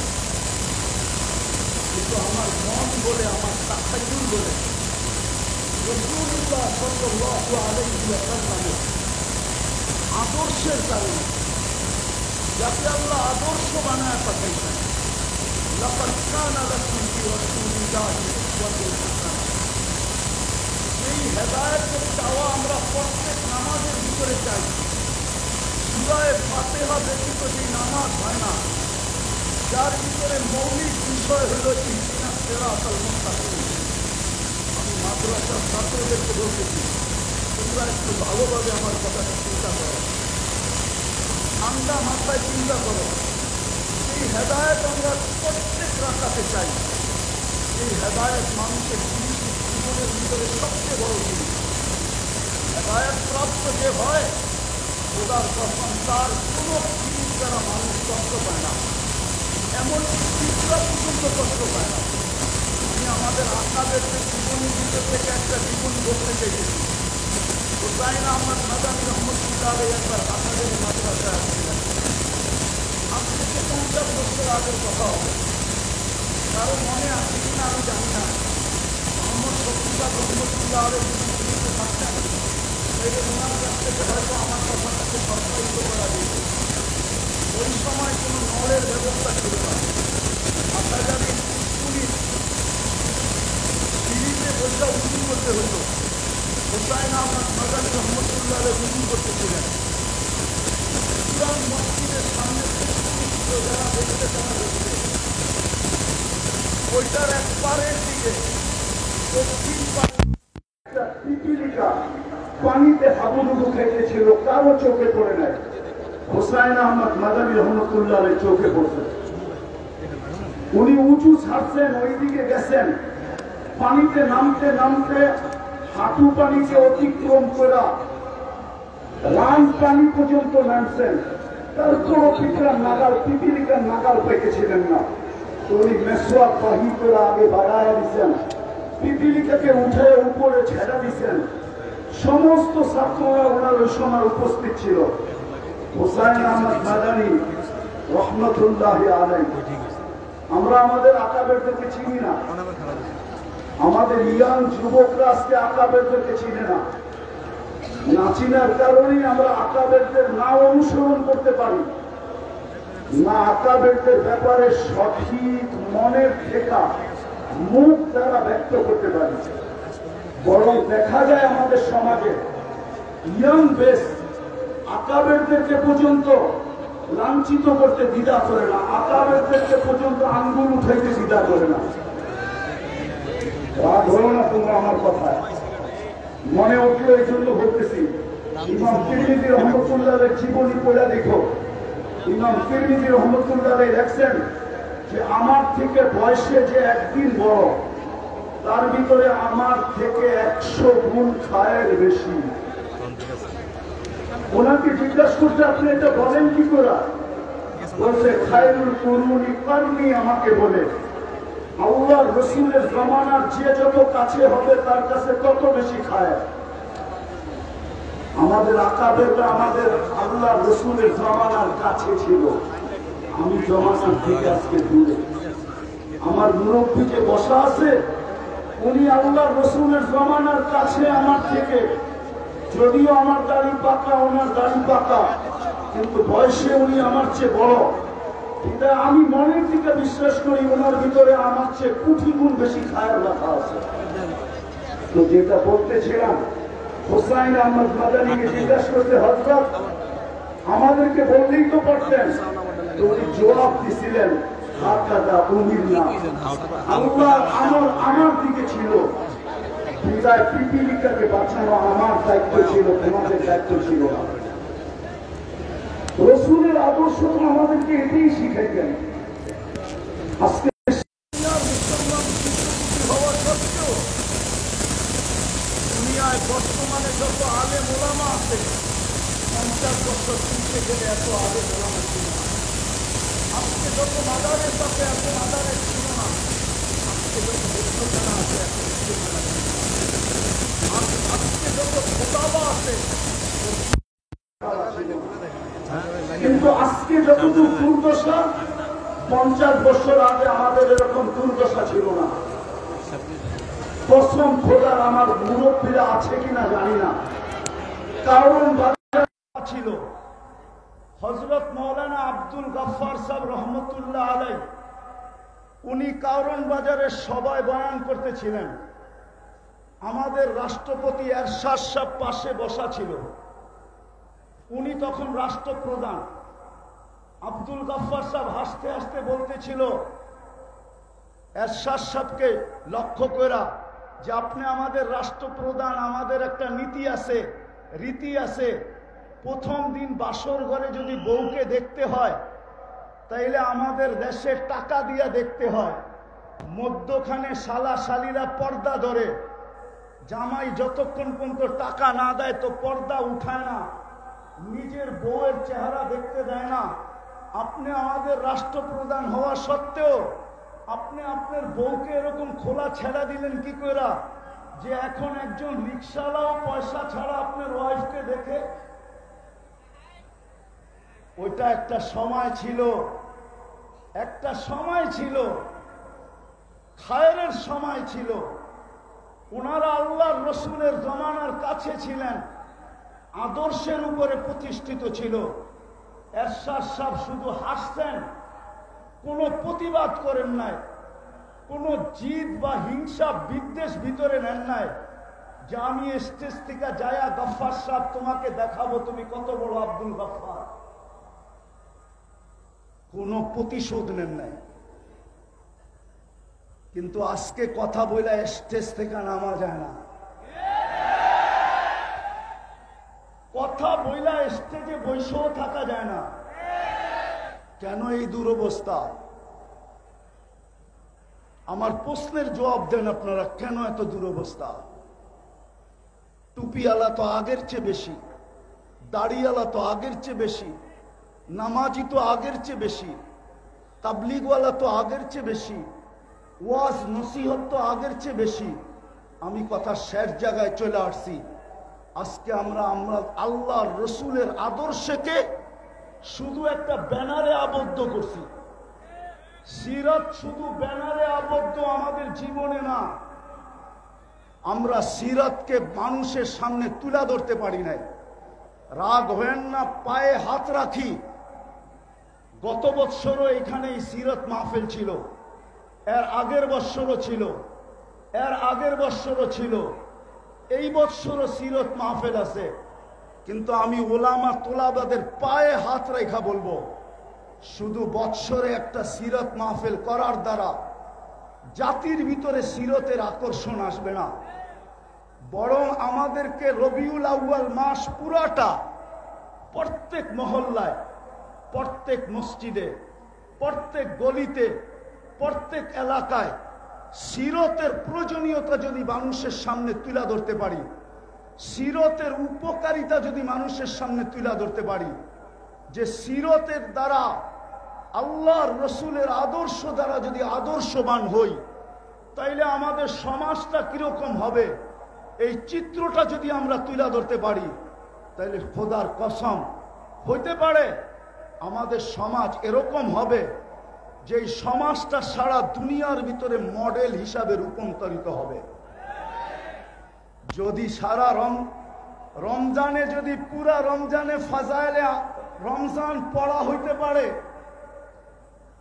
হজের মাসে যদি পুরা মাস ফাজাইলে হজ পড়া হইতে পারে, তাহলে রবিউল আউয়াল মাসে প্রত্যেক মসজিদে কেন সিরাতের কিতাব পড়া হয় না? আমরা সবাইকে সিরাতের কিতাব পড়তে বলি না কেন? সবচেয়ে ছোট একটা সিরাতের কিতাবও তো পড়তে বলতে পারি। সিরাতে খাতেমুল আম্বিয়া সবচেয়ে ছোট সিরাত, আমরা কেন আমাদের যুবকদেরকে উজ্জীবিত করতে পারি না? আমাদের যুবকরা সারা রাত্র নেটের ভিতরে থাকে, আনলিমিটেড সারা রাত্র ব্যয় করতে থাকে, অথচ অল্প একটু নেট খরচ হবে সিরাতে খাতেমুল আম্বিয়া পড়তে। আমরা কলেজের ছেলেদেরকে কেন হাতে পায়ে ধরে উদ্বুদ্ধ করতে পারি না? কেন স্কুলের ছেলেদেরকে পারি না? কেন ইউনিভার্সিটির ছেলে মেয়েদেরকে পারি না? আমার কথা একমত হবেন কি হবেন না জানি না, আমি দুনিয়া ঘুরে বলতেছি, আমি আপনাদের স্বাধীনতা দেখি নাই, কেননা আমি জুলাইয়ের 18 তারিখে চলে গেছি, আমি আগস্টের 18 তারিখে বাংলাদেশে আসছি। আমার সফর ছিল ইংল্যান্ড, কানাডা, মিশর, সৌদি আরব হয়ে আমি দেশে আসছি। আমাদের এখন সময় আসছে, আমাদের উচিত স্কুল কলেজ সর্বত্র আমাদের উচিত, বিশেষ করে ওলামা তোলাবাদের উচিত এই রবিউল আউয়াল মাসটাকে কেন্দ্র করা প্রত্যেক গলি গলি সিরতের প্রয়োজনীয়তা বয়ান করা, প্রত্যেক মসজিদে সিরতের তালিম করা, আল্লাহ রসুলের আদর্শ সর্বক্ষেত্রে ছাড়ার কারণে আজকে আমরা নিজের দেশেও লাঞ্ছিত, বিদেশে তো লাঞ্ছিত, অন্যের হাতে তো লাঞ্ছিত, আমরা নিজেদের হাতেও লাঞ্ছিত। আজকে আমরা সিরতকে ছেড়া দিছি, রসুলের আদর্শকে ছেড়া দিছি, এর জায়গার ভিতরে আমরা আবেগকে নিয়ে আসছি, অন্য কিছুকে নিয়ে আসছি, রসুলের আদর্শকে নিয়ে আসি নাই। আসেন, যেই রসুল 23টা বছর চোখের পানি ঝরায়া আল্লাহর কাছ থেকে আমাদেরকে, সমস্ত উম্মতের ভিতর থেকে আল্লাহর কাছ থেকে আমাদেরকে যা নিয়ে দিছেন, যেই মর্যাদা আমাদেরকে পাওয়ায় দিছেন, এর চেয়ে বড় মর্যাদা কি হইতে পারে? যে রসুল আমাদেরকে পাওয়ায় দিছেন। সুহাদা আলান নাস, এতটুক শব্দের ভিতরে যদি ডুব দেই তাহলে দেখা যাবে আল্লামা জালালউদ্দিন সুয়ুতি রহমতুল্লাহ আলাইহি লেখছেন, এই উম্মত কিয়ামতের দিন আল্লাহর পক্ষে সাক্ষী হিসাবে আল্লাহর পাশে দাঁড়াবে।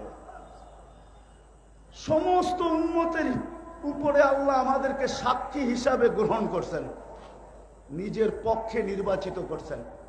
এর চেয়ে বড় সৌভাগ্য কি চান?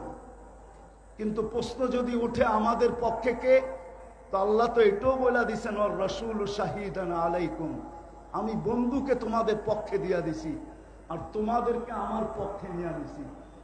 বিদায় আসেন আমরা আজকের এই মাহফিল থেকে অঙ্গীকার করি, আর এটা না হওয়ার কারণে রবিউল আউয়াল মাস ব্যাপী প্রত্যেক মসজিদে, প্রত্যেক গলিতে, প্রত্যেক মহল্লায়, প্রত্যেক গ্রামে, প্রত্যেক ইউনিয়ন, থানা, জেলায় সিরাতের চর্চা না হওয়ার কারণে রবিউল আউয়ালের নামে হাজারো আগাছা সমাজে ছড়ায় গেছে।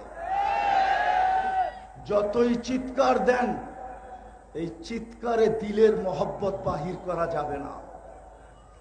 যদি মহব্বত বাহির করতে হয় তাইলে ওইটাকে আগে ডিলেট করতে হবে, আর নবীওয়ালা মহব্বত দিয়া ওইটাকে ধুইতে হবে, নাইলে এই আগাছা দূর করা যাবে না, যে আগাছা রবিউল আউয়ালের নামে বাংলাদেশে ছড়ায় গেছে। আপনি বলবেন, আপনি যে প্রবচন দিলেন যে সারা মাস প্রত্যেক মসজিদে সিরাতের তালিম, সিরাতের আলোচনা, গলিতে, মহল্লায়, হাটে, বাজারে, প্রত্যেক গ্রামে, এরকম কি দুনিয়ার কোনো দেশ আছে? আমার সাথে চলেন, আমি আপনাদেরকে দেখায় দেব। আমি ওই দেশে গেছি, একবার যাই না, 6 বার গেছি। আর একবার আমি ওই মহফিলে নিজে গেছি। আমার যাওয়ার কথা ছিল 1 সপ্তাহ পরে, আমাকে ওনারা চিঠি পাঠাইছেন, আমাদের এইখানে 1 মাস সুদানে সিরতের আলোচনা হয়, টানা 1 মাস, রবিউল আউয়ালের 1 থেকে নিয়ে 30 তারিখ পর্যন্ত। আপনি যখন আসবেন তো 1 সপ্তাহ আগে আসেন। আপনি আরবি না বলতে পারলেও ভাঙ্গা ভাঙ্গা যা বলতে পারেন, আমরা আপনার মুখ থেকে কিছু শুনতে চাই। এখনো আপনি সার্চ দিয়া দেখতে পারেন, সুদানে 1 মাস সিরতের চর্চা হয়, সিরতের 1 মাস। আপনারা আর কয়জন? এক এক মজমায় 4 থেকে 5 লক্ষ লোক থাকে। চলেন, আমি ইয়ামান 4 বার গেছি। ইয়ামানে 1 তারিখ থেকে 30 তারিখ পর্যন্ত, মাসের শেষ পর্যন্ত প্রত্যেক মসজিদে সিরতের চর্চা হয়। দুনিয়ায় আরো দেশ আছে, মরক্কো, জাজায়ের, টিউনিসিয়া, মরিতানিয়া, সারা মাস সিরতের চর্চা হয়। আজকে যদিও আমি আসার ছিলাম না, কিন্তু এমাদউদ্দিন সাহেবের বারবার ফোনের কারণে আসছি। আমি রাত্রেই চলে যাব আমার সফর কোরিয়ায়, কিন্তু আমি আসছি আপনাদের কাছে শুধু এই দরখাস্তটা রাখার জন্য। আজকের এই মজলিস থেকে আমরা ওলামা তোলাবা অঙ্গীকার করি যে বাকি পুরা মাসটা আমরা আমাদের মসজিদের ভিতরে সিরতের চর্চা করব, সিরতের আলোচনা হবে, সিরতের তালিম হবে, আমাদের ঘরের ভিতরে হবে, আমাদের মসজিদে হবে, মহল্লায় হবে। বুঝাইতে চেষ্টা করেন, একদিনে দূর হবে না, ইনশাআল্লাহ হইতে পারে অচিরেই দেখা যাবে যে বাংলাদেশে রবিউল আউয়ালের নামে যেই সমস্ত আগাছা ছড়াইছে, আমরা যখন শুরু করব প্রত্যেক গলি গলি, প্রত্যেক মসজিদ মসজিদ, তাইলে আর এটাকে দূর করার জন্য অন্য কোনো জিনিস লাগবে না। আমাদের এই চেষ্টার মাধ্যমে ইনশাআল্লাহ এগুলা বাংলার জমিন থেকে দূর হয়ে যাবে। আর না হলে যতই চিৎকার দেই, চিৎকার আজ থেকে চলতেছে না, আমাদের সেই ছোটবেলার থেকে দেখতেছি চিৎকার। কিন্তু বলেন, জশ্নে জুলুসের মিছিল কি ছোট হয় না বড় হইতেছে? বলেন বলেন আমাকে, বড় হইতেছে না ছোট হইতেছে? ডিম আগে 1000 টাকা বিক্রি হইতো, এখন 5 লাখ টাকা বিক্রি হয়। ডিমের দাম বাড়ছে না কমছে? ডিমের দাম বোঝেন? মনে হয় ডিমের দাম আপনারা বোঝেন নাই। আপেলের দাম 1000 টাকা ছিল, এখন 1 লাখ টাকা হয়েছে। চিনেন আপেলের দাম? জানেন তো না আপেলের দাম? কিন্তু আমি তো ঠান্ডা মানুষ, এই জন্য আপনাদের চিৎকার ওঠে নাই। হ্যাঁ, নাইলে বাংলাদেশ ছাড়া ইম্পোর্টেড আইটেম হয় না। যার দেশের ভিতরে যার কোনো পরিচিতি নাই, যাকে মহল্লায় পর্যন্ত কাউকে চিনে না, তার এলাকায় পর্যন্ত চিনে না, তার হাতের ছোঁয়ার ডিম বিক্রি হয় চিটাগাঙ্গে 5 লাখ টাকা। 5 লাখ টাকা। মনে হয় বুঝাইতে পারি নাই, মনে হয় বুঝাইতে পারি নাই। কি বুঝছেন? তৈয়ব শাহর হাতের ডিম, উনি তো নাই, ওনার ছেলের হাতের ছোঁয়া ডিম বিক্রি হয় লাখ লাখ টাকা। উনি পাকিস্তান থেকে ইম্পোর্টেড মাল। একটা আপেল বিক্রি হয় লাখ টাকা। বিশ্বাস হয় না? মনে হয় হয় না? না না, হয় না আপনাদের। আমার মতো গভীর জিনিস আপনারা জানেন না, শুধু উপরে উপরে জানেন। পানিতে ফু দিলে গ্লাস বোতল বিক্রি হয় লাখ টাকা, লাখ টাকা। অথচ যাকে নিজের মহল্লায় চিনে না, যার ছেলে সন্তানের জীবনে আল্লাহর রসুলের কোনো আদর্শ নাই, পারি নাই আমরা। আমরা শুধু চিৎকার দিতে পারছি, আমরা শুধু মাঠ গরম করতে পারছি। রসুলের আদর্শ আজকে বুলুণ্ঠিত। আমাদের জীবনে ঘৃণিত, দীক্ষিত, অবহেলিত, লাঞ্ছিত, বঞ্চিত। রসুলের আদর্শ প্রতিষ্ঠা করার জন্য, মানুষের জীবনে প্রতিফলিত করার জন্য আমরা, রাগ হয় না, আমি ইন্তেজামিয়ার বিরুদ্ধে বলতেছি না, আমরা বৎসরে একটা সিরাত মাহফিল করে মনে করতেছি আমরা রাসূলুল্লাহ সাল্লাল্লাহু আলাইহি ওয়াসাল্লামের হক আদায় করে দিছি। অথচ যে 24 ঘন্টায় 23 বছরের চোখের পানি কোনোদিন শুকায় নাই। কিতাব পড়া দেখেন। আগেও বলছি, এখনো বলি, শুধু নেট ঘাটলে হবে না, আর রাত্রে ফেসবুকে লিখলে হবে না। কিতাব পড়েন। আল্লাহর রসুলের 23 বছরের চোখের পানি শুকায় না। জিবরিল আর মিকাইল জিজ্ঞাসা করতে, মা জালা আরাকা তাবকি, আপনাকে যখনই দেখি কাঁদেন কেন? বলছে, উম্মতের জন্য চোখের পানি শুকায় না। ওলামাদের মজলিস হিসাবে বলতেছি, পড়েন আবুল সামরকান্দির কিতাব রহমতুল্লাহি আলাই। উনি লেখছেন, আমি লিখি নাই। উনি কিতাবে লেখছেন, আমি লিখি নাই। আমি বলতেছি, আপনি তালাশ করে সত্যায়িত প্রমাণ করেন। উনি লেখছে, আল্লাহ রসুল কবর থেকে উঠবে, ওহুয়া ইয়াবকি ওয়া ইয়াকুল, চোখে পানি নিয়ে উঠবে আর চিৎকার দিতে দিতে উঠবে, জিবরিল ময়দান তো খালি, আমার উম্মত কোথায়? ডাইনে দেখি উম্মত নাই, বামে দেখি উম্মত নাই, সামনে দেখি উম্মত নাই, পিছে দেখি উম্মত নাই। জিবরিল সান্ত্বনা দিবে, মা শাক্কাল আরদা আহাদুন ইল্লা আনতা, আপনি ব্যতীত জমিনের উপরে কাউকে উঠানো হয় নাই, উম্মত উঠে নাই। আপনি চিন্তিত হয়েন না, আপনি পেরেশান হয়েন না, উম্মত উঠে নাই, উম্মত হারায় যায় নাই, আপনার পরে উম্মত উঠবে। যেই উম্মতের মানুষ একটা ইউনিয়ন পরিষদের চেয়ার পাওয়ার জন্য মরতে রাজি, মারতে রাজি, বুকের তাজা রক্ত দিতে রাজি, সন্তানকে এতিম করতে রাজি, নববধূকে বিধবা করতে রাজি, ওই রসুল কিয়ামতের দিন সাল্লাল্লাহু আলাইহি ওয়াসাল্লাম মাকামে মাহমুদ পাবেন। কিন্তু উলামা বলো বসবেন কিনা? বলেন আপনারা বসবে কিনা মাকামে মাহমুদে যায়? বরং বুখারী রহমতুল্লাহ আলাইহি তো বলে হাত রেখা দাঁড়ায় থাকবে। কেন বসবেন না? এত দামি চেয়ার মাকামে মাহমুদ, যার উম্মত ইউনিয়ন পরিষদের চেয়ার পাওয়ার জন্য, কাউন্সিলরের চেয়ার পাওয়ার জন্য, ছোট একটা এলাকার নেতা হওয়ার জন্য, জান দেওয়ার জন্য তৈয়ার, আর উনি মাকামে মাহমুদে বসবেন না কেন? যেই রসুল কিয়ামতের মাঠে বসবে না, বলবে আমি বসবো না, দুই কথা লেখা আছে, চেয়ার যদি আমাকে উড়ায়া জান্নাতে নিয়ে যায় তাহলে আমার উম্মতের কি হবে? দ্বিতীয়, আমি উম্মতের সাথে অঙ্গীকার করছি হাউজে কাউসারে সাক্ষাৎ করব, আমি অপেক্ষা করব, উম্মত যেন হাউজে কাউসারে এসে অপেক্ষা না করে। তৃতীয় লেখছেন, আমি 3 জায়গায় ছুটতে থাকবো, আমি এই চেয়ারের মজা নিব তো নিব কখন? আমি তো হাউজে কাউসারে যে পানি পান করাবো, মিজানে যায় দেখবো পাল্লা কিরকম, সামনে ঝুঁকে না পিছে ঝুঁকে। আমি তো পলসেরাতে ছুটা যাব, আমার উম্মত পার হইতে পারতেছে কি পারতেছে না। আমি তো ময়দানে চিৎকার দিতে থাকবো উম্মতি উম্মতি বইলা, যদিও নাকি সমস্ত নবী রসুল চিৎকার দিবে নাফসি নাফসি বইলা, আমি তো 3 জায়গায় চিৎকার দিতে থাকবো, ছুটবো আর দৌড়াবো আর বলবো উম্মতি উম্মতি। আমি এই চেয়ারের মজা নিব তো নিব কোথায়?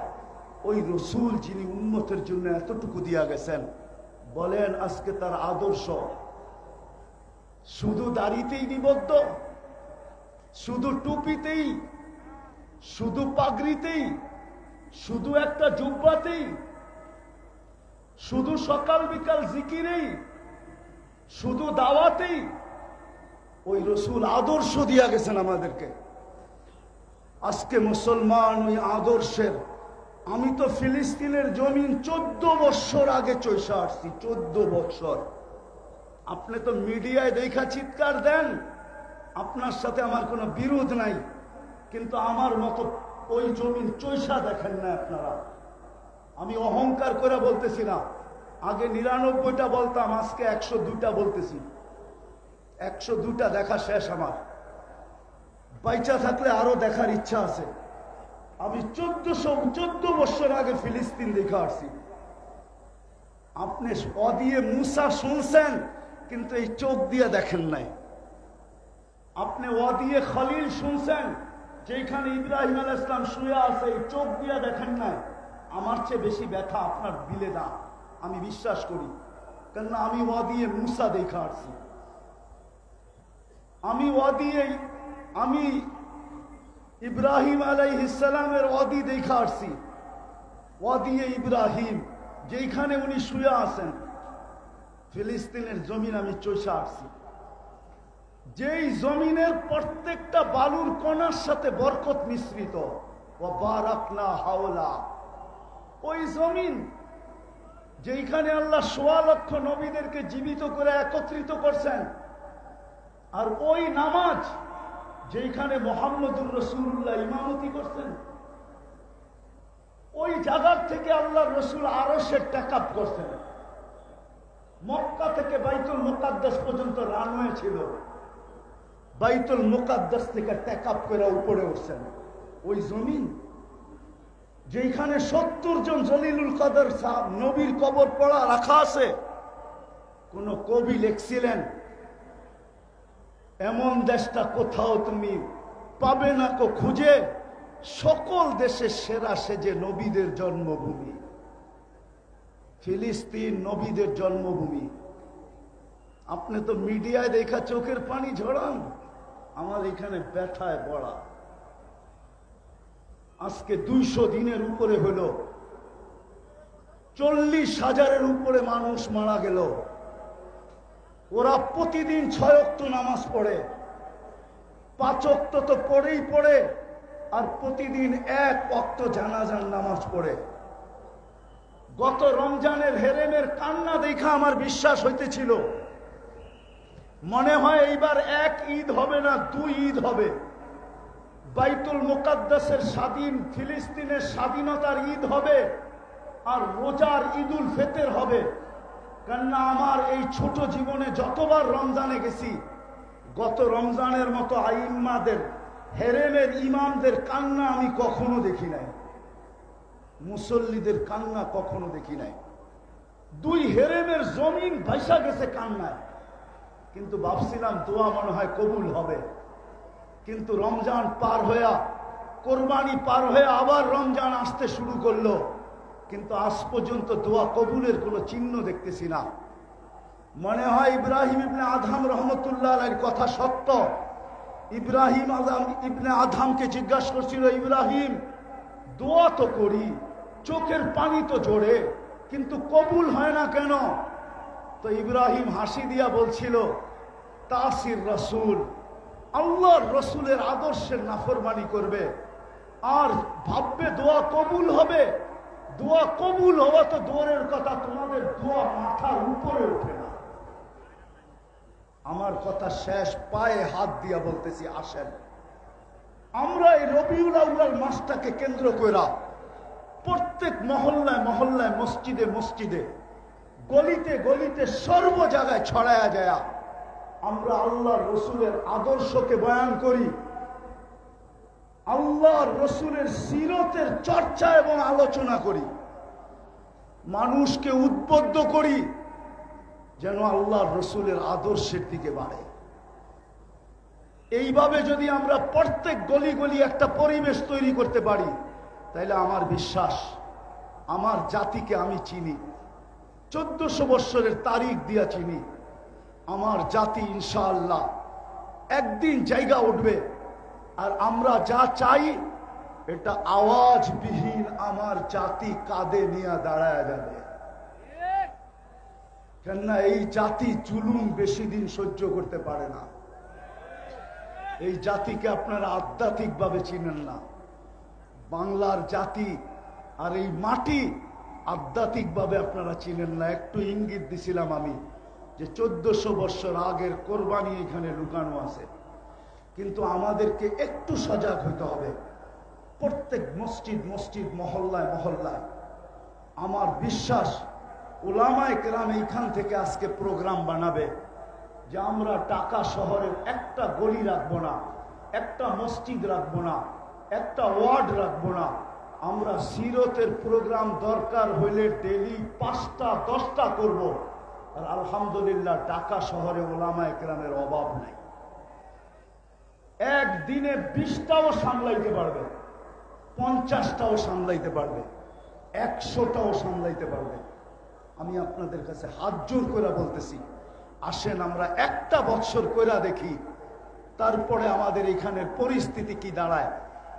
যদি কথা সত্য বলে থাকি তাহলে আল্লাহ যেন এটাকে কবুল করেন, আর যদি ভুল ত্রুটি হয়ে থাকে তাহলে আল্লাহর কাছে মাপ চাই, আল্লাহ যেন মাপ করেন। সবার কাছে দোয়া চাই, আল্লাহ যেন সুস্থ সবল ভাবে আবার এই মাটিতে সফর শেষ করে আবার ফিরায় নিয়ে আসেন। ওমা আলাইনা ইল্লাল বালাগ।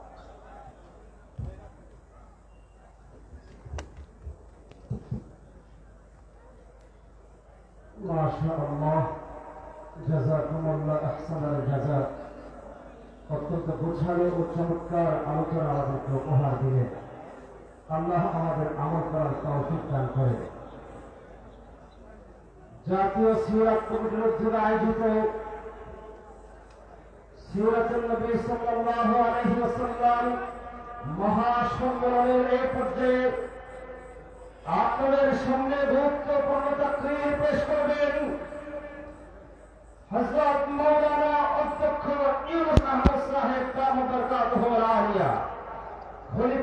মুফতি সাহেব চরমুড়ায় তাকরীর পেশ করবেন অধ্যক্ষ মাওলানা ইউনুস আহমদ দাবুদ বরকাতুহু ওয়া চেয়ার টান দেন না, চেয়ারের নিচে দেওয়া লড়বো।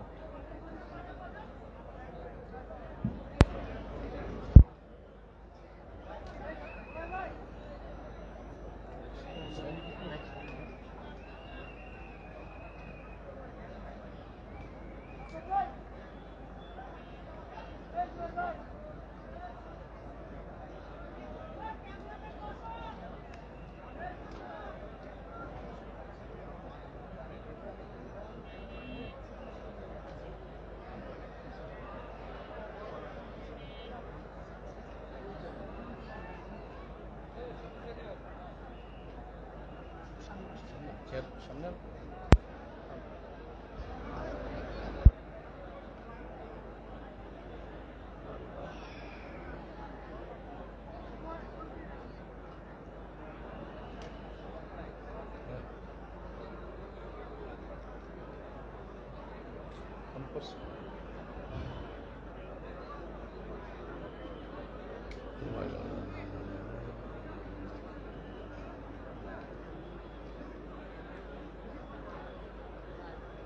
अस्सलामु अलैकुम वरहमतुल्लाहि वबरकातुहू। अल्हम्दुलिल्लाह नहमदुहु व नस्तईनुहु व नस्तगफिरुहु व नऊज़ु बिल्लाहि मिन शुरूरि अंफुसिना व मिन सय्यिआति अ'मालिना। من يهده الله فلا مضل له ومن يضلل فلا هادي له واشهد ان لا اله الا الله وحده لا شريك له واشهد ان محمدا عبده ورسوله. اما بعد فأعوذ بالله من الشيطان الرجيم. بسم الله الرحمن الرحيم. يا أيها الذين آمنوا لا ترفعوا أصواتكم فوق صوت النبي ولا تجهروا له بالقول كجهر بعضكم ببعض أن تحبط أعمالكم وأنتم لا تشعرون. إن الذين يغضون أصواتهم عند رسول الله أولئك الذين امتحن الله قلوبهم للتقوى لهم مغفرة وأجر عظيم. وقال تعالى إن الله وملائكته يصلون على النبي يا أيها الذين آمنوا صلوا عليه وسلموا تسليما. اللهم صل على محمد وعلى آل محمد كما صليت على إبراهيم وعلى آل إبراهيم إنك حميد مجيد. اللهم بارك على محمد وعلى آل محمد كما باركت على إبراهيم وعلى آل إبراهيم إنك حميد مجيد. জাতীয় সিরাত কমিটির আয়োজিত একটি বিশাল সিরাত মাহফিলের মোহতারাম সভাপতি মুআজ্জাজ উলামায়ে কেরাম সুধী মণ্ডলী আল্লাহ পাকের দরবারে লাখ কোটি শুকর। আমাদের আজকে একটা পরিবেশে রুহানি পরিবেশে ওলামায়ে কেরামের সহমতে আবারও শুরু হলো। আল্লাহ পাক তৌফিক দান করলেন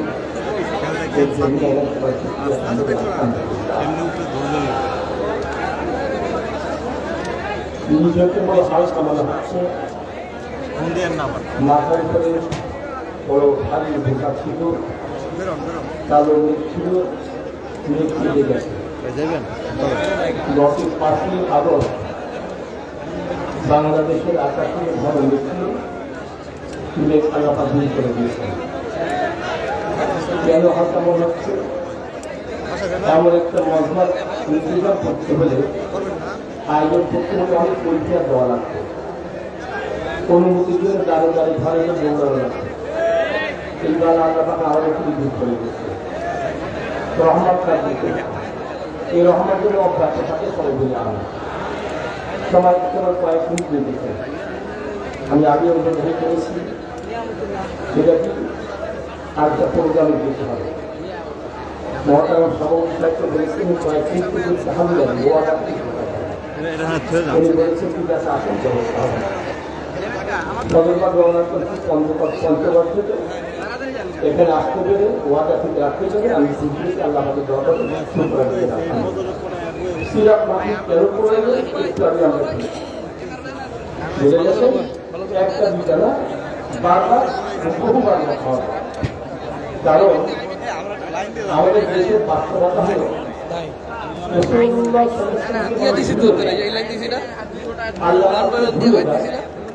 এমন একটা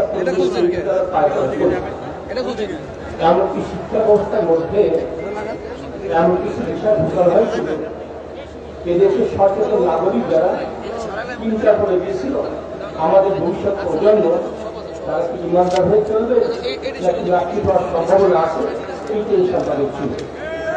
তাহলে মনে হয় অন্ধকার দূর হওয়ার পরে আলোর সন্ধ্যার আল্লাহ আমার করেছেন বারবার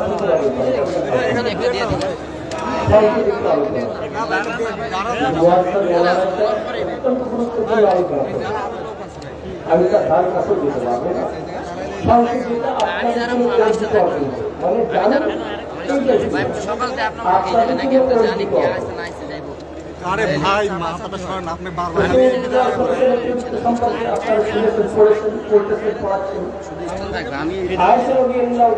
জিজ্ঞাসা করা হলো এক কথা জবাব কেন হলো ওর আঞ্জা উম্মে সুলাইম রাদিয়াল্লাহু তাআলা আনহা একটা ছেলে 8 বছর বয়স, নাম ছিল কি আনাস ইবনে মালিক। 8 বছর বয়স ওই অবস্থায় মা বলছে ইয়া রাসূলুল্লাহ আপনার ক্ষেত্রে আমার সন্তান মঞ্জুর করা হবে। 10 বছর সর্বশেষ একটা মন্তব্য করি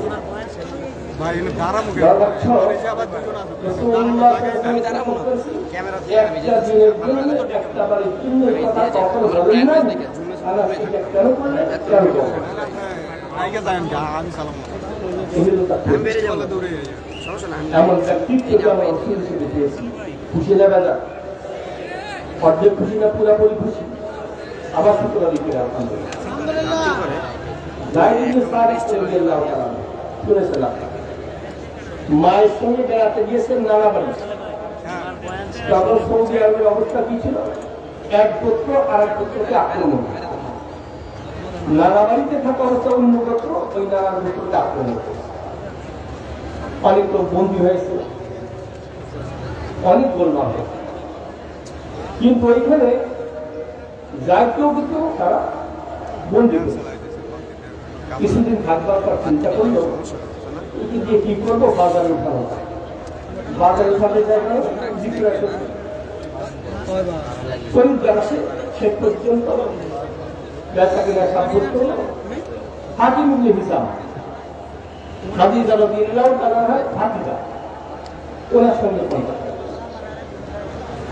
উনি খরিদ করে নিয়ে ফুফু আম্মাকে বলছে ফুফু আম্মা গোলাম আমার কাছে একটা আপনাকে হাজিরা করে মালিক হয়ে গেলেন খাদিজা রাদিয়াল্লাহু তাআলা। পরবর্তীতে খাদিজা রাদিয়াল্লাহু তাআলা রাসূলুল্লাহ সাল্লাল্লাহু আলাইহি ওয়াসাল্লামকে ডাক দিল, ইয়া রাসূলুল্লাহ, আমার কাছে একটা গোলাম আছে, কিন্তু আপনাকে হাদিয়া দেব।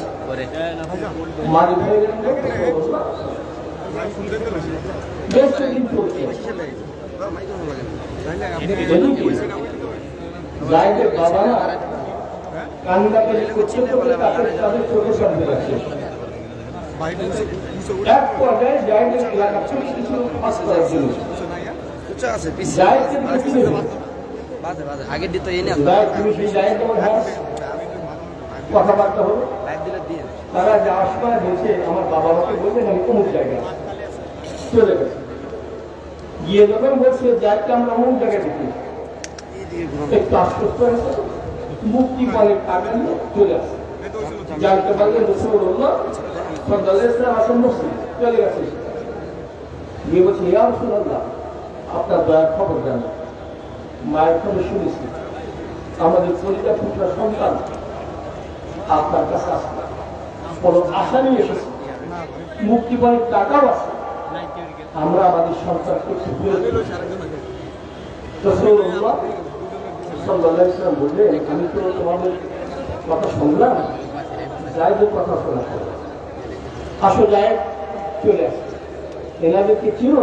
এনার ছুটি তো আমার বাবা আমার চাকরি, আপনারা বলেন এই কি, বলে এই তো আমাদের সিদ্ধান্ত। জায়েদ, আমি কোনো সিদ্ধান্ত নিই না, তোমার সিদ্ধান্ত চূড়ান্ত, যেতে চাও যেতে পারবে, থাকলো থাকবে। জায়েদ বলছি, ইয়া রাসূলুল্লাহ, আমি আপনার বাবার কাছে আমি কি করবি? আজাদি জিন্দেগির বিপরীতে গোলামি জিন্দেগি কবুল করবি? রাসূলুল্লাহ সাল্লাল্লাহু আলাইহি ওয়াসাল্লামের কাছে যেটা পেয়েছি সারা পৃথিবীতে সাথে সাথে রাসূলুল্লাহ সাল্লাল্লাহু আলাইহি ওয়াসাল্লাম তাকে কোলে নিয়ে বলছেন, যাই আজকে থেকে আমার সন্তান। কেমন চরিত্র সন্তান পেয়েছিল যায়, বাবা আমাকে বলি আমার ব্যক্তিত্বকে আমার পেয়েছি, আবার কি করে দিতে অল্প সময়ের মধ্যে আমি দুইখানা আয়াত তেলাওয়াত করেছি। আমি তো বলছি আপনাদের জন্য অর্জিত অর্জন, এই দুইখানা আয়াত আবার তেলাওয়াত করবো, সংক্ষেপে দুটো পাবো। এই আয়াতটার প্রেক্ষাপট কি ছিল তাও কি, একবার বালি তামিম গোত্রের কিছু সংখ্যক মানুষ তারা আসছেন রাসূলুল্লাহ সাল্লাল্লাহু আলাইহি ওয়াসাল্লামের কাছে একটা উদ্দেশ্য, সেটা কি, ওই গোত্রের গোত্রপতি কে হবেন, শাসনকর্তা কে হবেন, সর্দার কে হবেন, এইটা সিলেকশনের জন্য রাসূলুল্লাহ সাল্লাল্লাহু আলাইহি ওয়াসাল্লাম বসা, সামনে সাহাবায়ে কেরাম ছিলেন, তার মধ্যে এক নম্বরে ব্যক্তিত্ব দিলেন আবু বকর সিদ্দিক রাদিয়াল্লাহু আনহু ছিলেন, দ্বিতীয় নম্বরে ব্যক্তিত্ব ওমর ফারুক রাদিয়াল্লাহু তাআলা তিনি ছিলেন, আর নামি দামি মর্যাদাওয়ালা অনেক সাহাবায়ে কেরাম। রাসূলুল্লাহ সাল্লাল্লাহু আলাইহি ওয়াসাল্লাম অভ্যাস মোতাবেক প্রস্তাব দেওয়া শুরু করছে, বড় এই গোত্রের শাসনকর্তা কে হলে ভালো? একজন দাঁড়িয়ে, একজনের প্রস্তাব দিচ্ছে আবু বকর সিদ্দিক রাদিয়াল্লাহু তাআলা। ইয়া রাসূলুল্লাহ, যোগ্যতা যাচাই করলে আমার মনে হয় এই গোত্রের গোত্রপতি কাকা ইবনে হাকিম হলে ভালো। প্রস্তাব কয়টা হয়েছে? এবার আরো প্রস্তাব, দ্বিতীয় নম্বরে ব্যক্তিত্ব ওমর ফারুক রাদিয়াল্লাহু তাআলা আনহু, তিনি বলছেন, ইয়া রাসূলুল্লাহ, আমার বিবেচনায় আকরা ইবনে হাবিস হলে ভালো। প্রস্তাব হচ্ছে দুইটা, আমি সব প্রস্তাবের পক্ষে তারা একটু যুক্তিও দিচ্ছে। আবু বকর সিদ্দিক রাদিয়াল্লাহু তাআলা তিনি যুক্তি দিচ্ছেন, ইয়া রাসূলুল্লাহ, এই গুণ বৈশিষ্ট্য সিফাত তার মধ্যে দিচ্ছে। সাথে সাথে ওমর ফারুক রাদিয়াল্লাহু তাআলা বলছেন, ইয়া রাসূলুল্লাহ, আকরা ইবনে হাবিসের মধ্যে এইটা পেয়েছে। এই যুক্তি খেলা করতে করতে আওয়াজ একটু উঁচু হয়ে গেছে। উঁচু হতে কি এতটুকু হয়েছে? রাসূলুল্লাহ সাল্লাল্লাহু আলাইহি ওয়াসাল্লাম যে আওয়াজে কথা বলছিলেন তার থেকে বেশি আওয়াজ হয়েছে।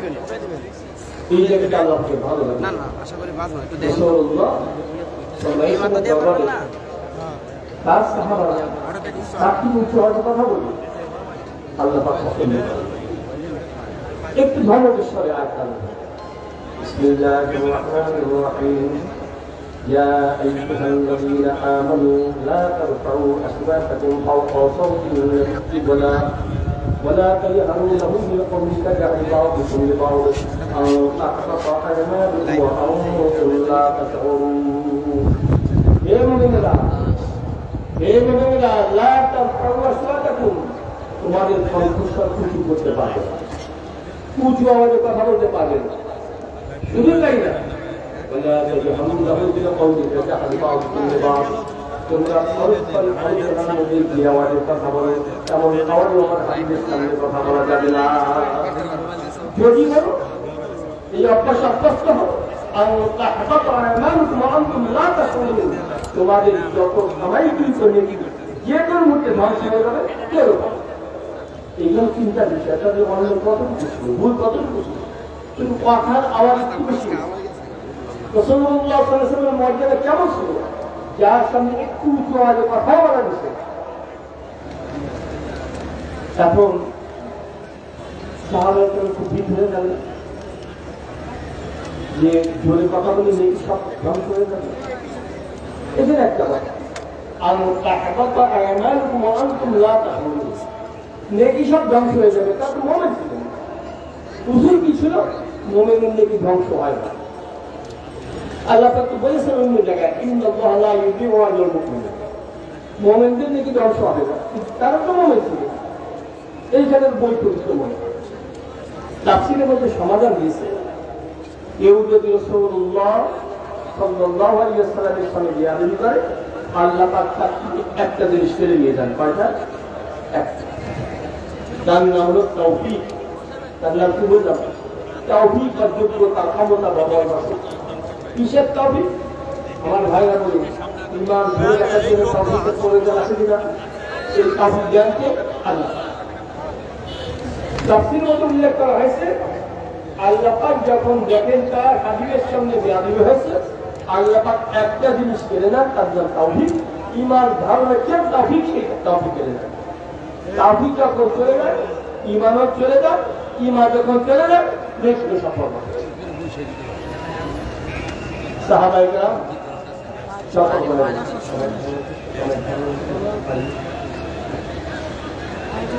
সাহাবায়ে কেরাম সতর্ক হয়ে গেলেন, এমন কাজ তো করা যাবে না যে কাজ করলে নেকি ধ্বংস হয়ে যায়। তারা আস্তে আস্তে কথা বলা শুরু করবে, তিন আওয়াজে কথা বলা শুরু করবে। এমনকি ওমর ফারুক রাদিয়াল্লাহু তাআলা আনহু এত আস্তে আস্তে কথা বলতে, বারবার জিজ্ঞাসা করা হতো, আর একটু জোরে বলেন, বুঝতে পারি নাই, একটু জোরে বলেন। তখন বলতে, এমন কোনো কাজ আমি করতে পারবো না তোমরা কি শোনো নাই, জানো নাই?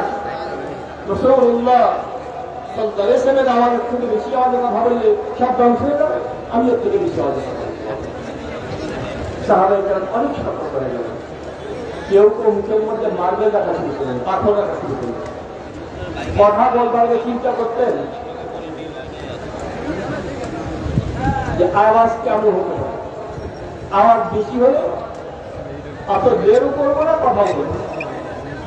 আওয়াজ তো আবহাওয়ার সম্ভাবনা থাকলে আবার আস্তে করে কথা বলবো। আল্লাহ পাকের জন্য খুশি হয়েছে, সাহাবায়ে কেরাম এখন আস্তে আস্তে কথা বলবো। আল্লাহ পাক খুশি হয়েছে, আল্লাহ পাক সুসংবাদ শোনাচ্ছে। বিসমিল্লাহির রহমানির রহিম। ইন্নাল্লাযীনা ইয়াগহুদ্দুনা আসওয়াতাহুম ইনদা রাসূলিল্লাহ أولئك الذين امتحن الله قلوبهم بالتقوى لهم مغفرة وأجر عظيم.